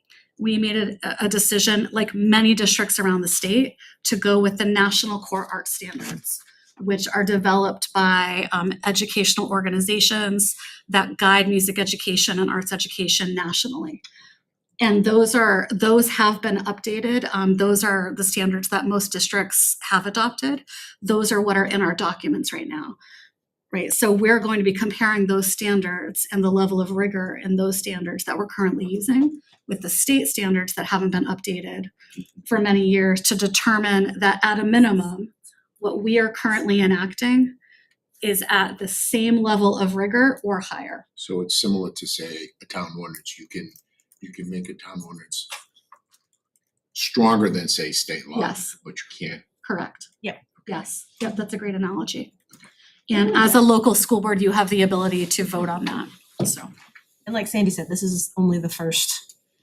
There'll be many. Bree. It just sounds like these, all the work that the curriculum committee will be doing will be a lot.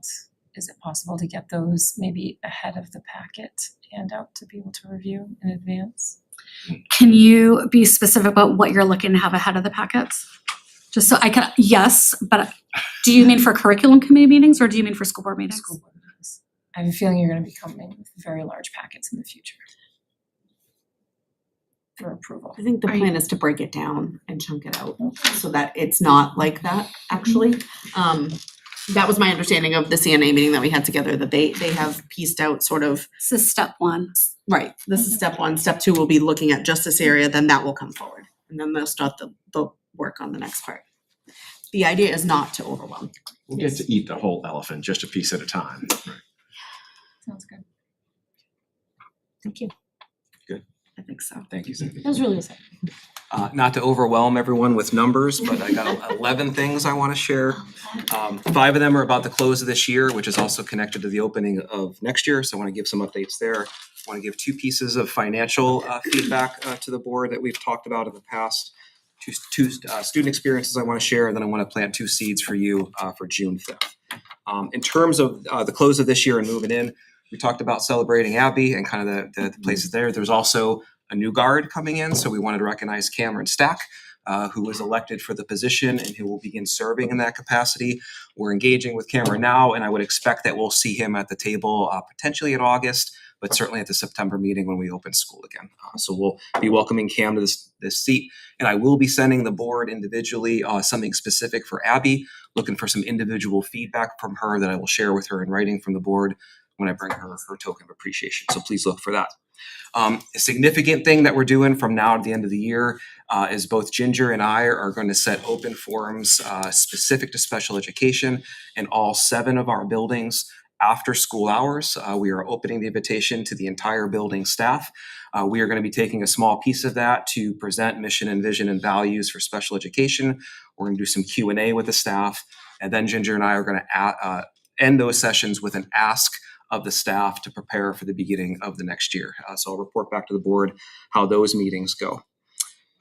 In terms of June 20th, it's going to be the last day that we're closing with our whole staff. It's going to be the first time in Timberlane that we're going to pull everyone back together like we opened the year as a staff.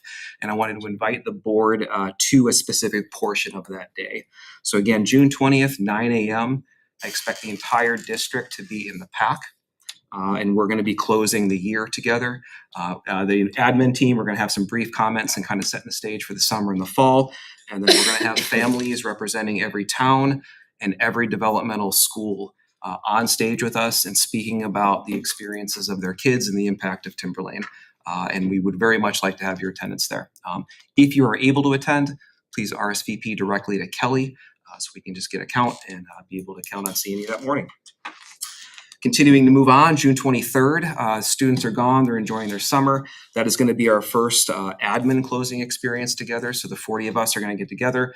We've got a full work day planned.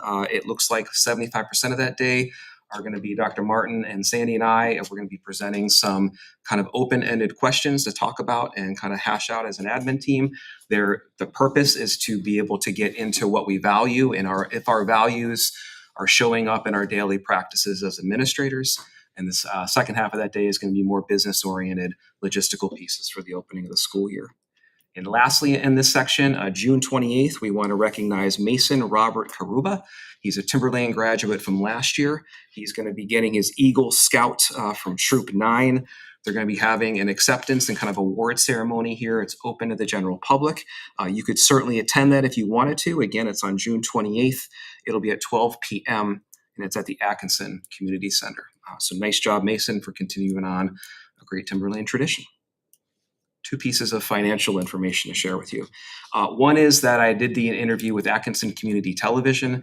A large portion of that interview focused on the budget, the cycle, aligning the voted budget to our reality. It's about 45 or 50 minutes in length. There's some other questions there to get into some financial pieces. If you needed access to that because you haven't found that, you can certainly contact my office. That's for this group or anybody in the public. We'd be happy to share with you the YouTube version of that. And second and most important, reporting back about the fund balance retention.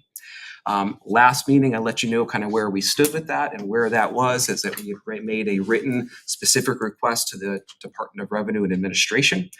We had outlined the past warrant articles, the meeting minutes from them, the petitioner letter about citing their intent. Despite all of that information, I received written response from the DRA that even though they've escalated and had their management review, they are still determining that Timberlane sits at a 0% ability. Next, what I recommend that we do is that we engage our legal counsel, and we can make the recommendation or ask of them to contact the DRA's legal counsel and have that conversation between lawyers before I come back to the board. There's no rush here. The board isn't losing any time. You've got some months ahead of you to get to a point where we know what that retention fund balance is going to be for you to make any decisions. So I'm not concerned about the timing there. I'll reiterate that our legal counsel thinks that there's a very strong message.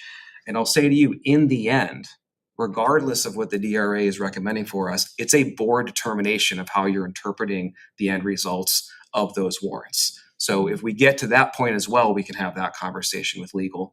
But I think the next step, if it is the consensus of the board, is to allow me to engage in legal counsel and have them talk to the lawyers up at the DRA.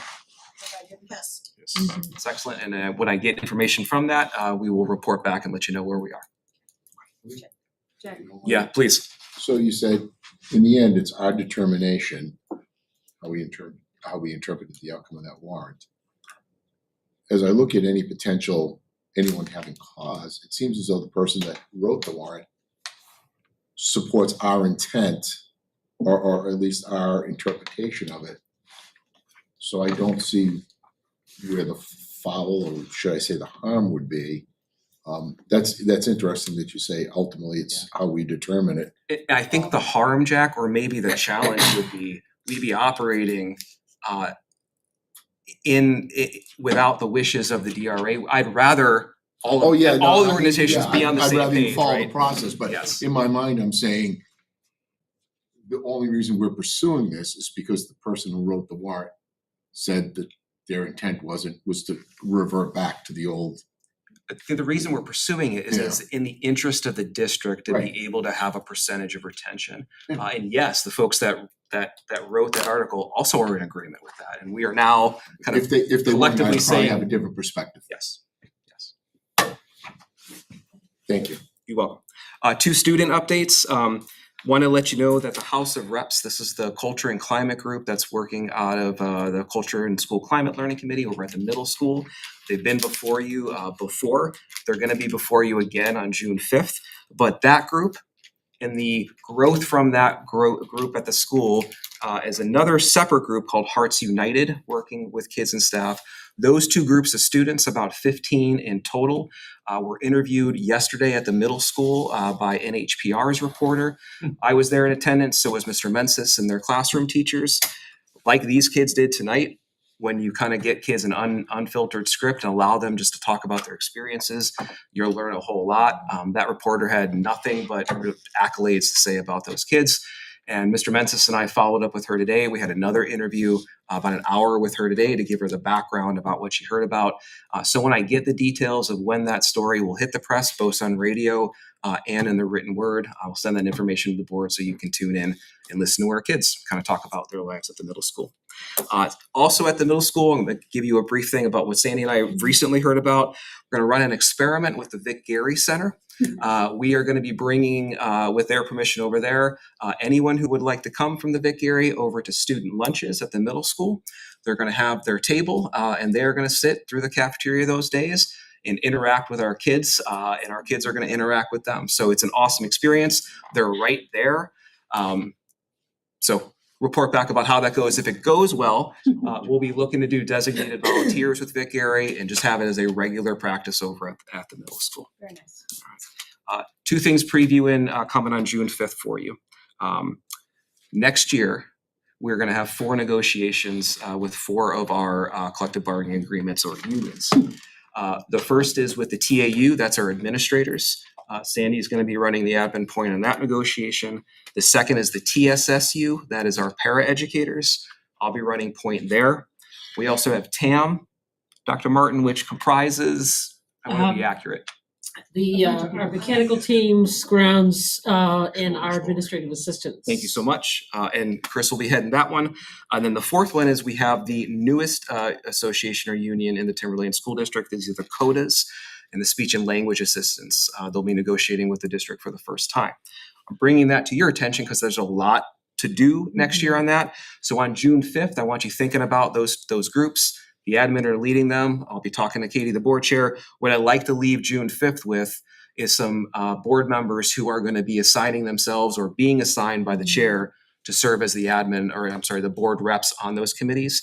We want to start this work in the summer, so we see a lot of the organizational stuff happening summertime, and you would want to be involved in that in the beginning to have a voice on kind of the meeting calendar and how those things will play out. Any things you need to talk about through the week about what negotiations look like, specific to these groups or committees, give a call to one of the three of us. We'd be happy to kind of give you the information to help you make your best decisions. And we'll want at least 2 people on each of the negotiations. So you're just over there, Bree.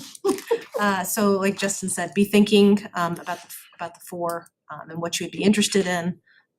I'll send an email out just reiterating, and then I'll be looking for people to email me back and saying, these are the committees that I'm looking at.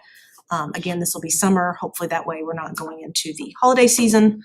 So more to come on that. And then the second thing to lay for you for June 5th, again, I'm going to hopefully come back with a full group for the tax committee group. That is the guiding committee coming out of the citizens petition. I'm going to have the full team, I expect, on June 5th. The admin participation on that team will be both myself and Ms. Watkins. I'm going to be looking for 2 things from the board on the 5th. One is a date in the fall that you want to look ahead and set as the delivery date of information from that committee, so they know what their endpoint is and what date they're going to be coming to the board to deliver the information that they're going to be working on. And second, who from the board will serve as a co-chair with me. And I think that Melissa, you're on that committee, and Mary Ann, you're also on that committee. Perhaps the 2 of you guys could either talk or connect with Katie. I don't know if those conversations have already happened or not, but I'd be looking to partner with one of you. So just like all the committees that stand on the board, we would have relationships, set the agenda, and drive the committee forward. So give that some thought too. Big thoughts. That's all I have, Katie, with the exception of my last comment. 25% of the way through the baseball season. I want to share with all of you that the Cubs are leading Major League Baseball in runs scored. They are 10 games over 500 and first place in the National League Central. For now, sir. For now. All right. Thank you all for your administrative updates. All right, personnel report. We have a couple nominations, a couple resignations, and 1 retirement. Shauna, Okay. can you do your thing? I'd like to make a motion to accept the professional nominations of Kristen Woodworth, school counselor at Atkinson Academy, and Courtney Pellegrino, out-of-district coordinator for TRSD. I have a motion by Shauna. Do I have a second? Second. Second by Alyssa. Any other discussion? All those in favor? Opposed and abstained. Ooh, abstentions. All right. I'd like to make a motion to accept the professional resignations of the following employees. Erin Foster, school psychologist, Danville Elementary. Jennifer Penn, math teacher, Timberlane Middle School. Kerry Gamble, pre-K teacher at Danville Elementary. Melissa DiBenedetto, elementary teacher at Sandown North. And Stacy Leonard, math teacher at Timberlane Middle School. By motion by Shauna. Do I have a second? Second. Second by Alyssa. Any other discussion? All those in favor? Opposed and abstained. Unanimous. And finally, I would like to make a motion to accept the professional retirement of Dolores Coyle Kirk, elementary teacher at Pollard Elementary, and thank her for her service to the district. Absolutely. Got a hard one. Motion by Shauna. Do I have a second? Second. Second by Alyssa. She's quicker than That's fine. That's fine. Any other discussion?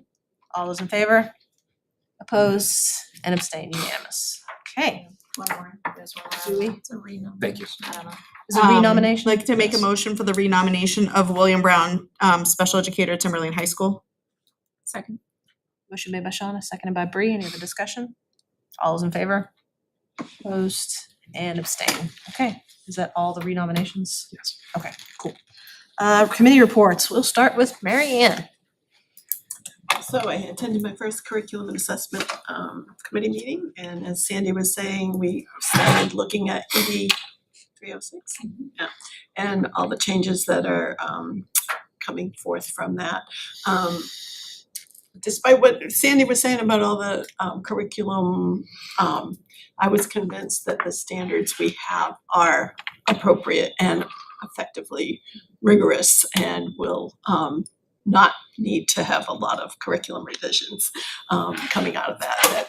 There's a good process identified for looking at them, saying which ones we even have to look at because they don't match the state, and then saying ours are more current, ours are more rigorous, using this tool, and that we will effectively get through that part.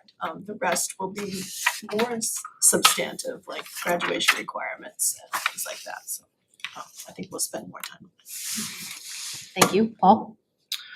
We covered most of the last policy committee meeting, particularly with what we discussed tonight about DL. That's about it, so. Thank you. Melissa? No updates. Thank you. Bree? CIP met, we had some great discussion, kind of restructuring, and we'll be bringing that forward to the board next meeting. Thank you. Shauna? No updates. Mark? Not a heck of a lot. Doc Martin covered most of it from facilities. We were updated on a lot of the projects from the water filling stations to roofing repairs to getting RFPs for architectural engineering from the bathrooms, RFP for fencing, et cetera. So a lot of legwork going into the legwork that has to take place during the summer. That's right. I have nothing. Dawn? Jack? Yeah, one more thing on the CIP is that there was some discussion around prioritizing things on the list and kind of just making that as a recommendation. Ultimately, it's always up to the board. And as we know, that pool of money often changes due to emergency situations. But the committee feels as though that, and I'd love feedback from board members as to, would you like to see a prioritized list, or is that necessary? I think it's 6 one, half a dozen the other, but. Hasn't that committee always brought us like Well, a prioritized? what they do is they'll prioritize things by years. Okay. And then like say the amount is, say we want to say 1.8 million, we'll come up with the top 4 items that amount to that. But then out of that, which one should be 1, 2, 3? So that's what we're talking about, Okay. 1, 2, 3. Like if one goes over, which one do you cut kind of thing? Or... Right. Or like what takes more priority if you only have this? Exactly. I mean, I think the work of that committee, if you're already prioritizing, if you want to give a suggestion to the board and be like, hey, these are the 3, Just if you can, it's suggest, fine. everything's a suggestion. Ultimately they're board decisions, but That'd be helpful. that was just a healthy discussion at the time. Yeah, but all of our committees do really good work, and I think if, the committee is like, hey, we've recognized that these are the 4, and but we're also saying we've done the work and that, hey, if you can only do X, Y, Z, this is the order. I think that would be valuable information to bring Okay. back here, so. Bring it back. Anything else? Other business, I had just a couple things. So our board goals, we're looking to do a workshop with just kind of roles of the board members with our attorney. Sometime at the end of June, whenever graduation, everything is done. We've not really set a date yet, but it'll get a chance for the board to meet our new legal, which is Gordon, correct? Yeah, Gordon Graham. Gordon Graham. A couple of us have met him. We really like him. They're going to be, I think the board's really going to like this firm. And then once they kind of get through that, then we'll do our board goals at the end of that workshop, go through that. And then July, we currently don't have any meetings, but then we are looking also to maybe just in August, schedule some time just for do some team building exercises, just kind of get together, do something more that's actually a little fun and not just some board work. So things to come, not set dates yet. And I know around vacation, everything, we want max participation as best that we can. So those are just some things coming down the pipe. Anybody have any other business at this time? Besides Mr. Sapia, hold on. All right, go. All right, so 2 things. One, something that bothered me the last couple of weeks when we were talking about the bathrooms. I'm all for doing the bathrooms, but what I kept hearing was kids are afraid. Kids are afraid. And then I started thinking about the young lady who spoke to all the teachers before in the administration, before the school started 2 years ago. And she talked about her fear in the school. I would like there to be a more extensive discussion about discipline and consequences, because it bothered me all for those 2 weeks. The kids are walking around this school or this district, if that's the case. What is the level of kids walking around not feeling comfortable? How do we solve that? I am not up for having 2 or 3 kids make the rest of the campus feel like crap. There's no other way of putting it in, and I would like to have that discussion. I don't know if we do it. I don't know if that's not public. I don't know if it's public, but I would really like to pursue that because it's something we always talk about and we always hear about it. And I know you do some stuff, but where do we go from here? How do we? So one of the things that we did a couple of years ago with that is that we got into the work with Bill Dr. Preble. And that was one of the things is culture and climate. It really stems from getting the students to buy into it and working with that. And that's, I think, something that's coming our next meeting. Yep. So that's something that's coming from our next meeting. But yeah, I mean, we're always looking to be better and stuff like that, but yeah, we can have a discussion about that. I don't know if it's at this level or if it's. I don't know, I just, I know whatever we're doing probably isn't as effective as it should be, and that's probably, and trust me when I tell you, I'm not putting that on the administrators, I kind of know where some of that emanates from, and it's not from here, but anyways, without belaboring the point, the second thing was, I heard some statistics today, and I would suggest we have Wixom come in and talk to us about it, and hopefully I don't get these statistics wrong, but out of 241 countries, we're the leading country in child cancer rates. They talked about depression, anxiety medicine up like 1400%. But as it relates to food, are there things we can do? And we had discussed this 10 years ago. Wixom came in, kind of reformulated the menu. Can we look at a healthier, more Health committee? That's actually something that wellness committee does annually, like triennially. We have a goal related to that where Whitson comes in and reports at that level. So what we can do is we only meet 3 or 4 times a year. I forget what it is, quarterly or whatever it is. But when we have that discussion and get that data and that information out of that committee, we can do that in our committee report and share it with the board. That's fine. I feel like sometimes we have these discussions, but I would love to see like make it more actionable, I guess and I'm not, things like CIP, well, you gotta get the list out there, you gotta put it before the board. But some of these other things like discipline and healthy food are great discussions, but maybe they should just be a little bit more actionable. I mean, just a thought. They're all policies. Yeah. So they are, in a way. Dawn, did you have something? Well, it's just, I think you're getting into making connections between something that maybe RFK Jr. says, because he's on a mission to achieve certain goals nationally. But here in school, what we've done, and with the committee work that we do, we have ensured what we provide meets all the standards that are necessary. And, that's not gonna change by, putting heat on that situation of what we do right now. As far as educationally, what we can do to help parents understand what they need to do, what we help have kids learn about the choices that they make, those are the things that I think we need to focus on in terms of how it fits into our educational process and how do we involve our parents in understanding, what's best for kids along those lines, according to the research that we've done and we have can share. Good points, though. No, good points, Thank Jack. you. Any other Thank you, business? Shauna. So that's one thing that when you guys do that, you can report back to us. Yeah, it's all state and federally mandated, but we should do a better job about bringing that back to the board, 100%. We can do that. Thank you so much for that. Alright, any other delegates or individuals? Alright, we will be going into a non-public. Make a Shauna, motion to go into non-public under 91-A:3 subparagraph C. I have a motion, do I have a second? Second by Mark, any discussion? Alright, can I get a roll call vote, please? John Fipia. Yes. John Woodworth. Katie Newton. Yes. Cheryl Wood. Anna Manthorn. Yes. Reed Woodworth. Melissa Colset. Yes. Alda Kane and Mary Ann Springer. Yes. Alright, we will not be back other than just to seal the minutes. Thank you, everybody. Have a good evening.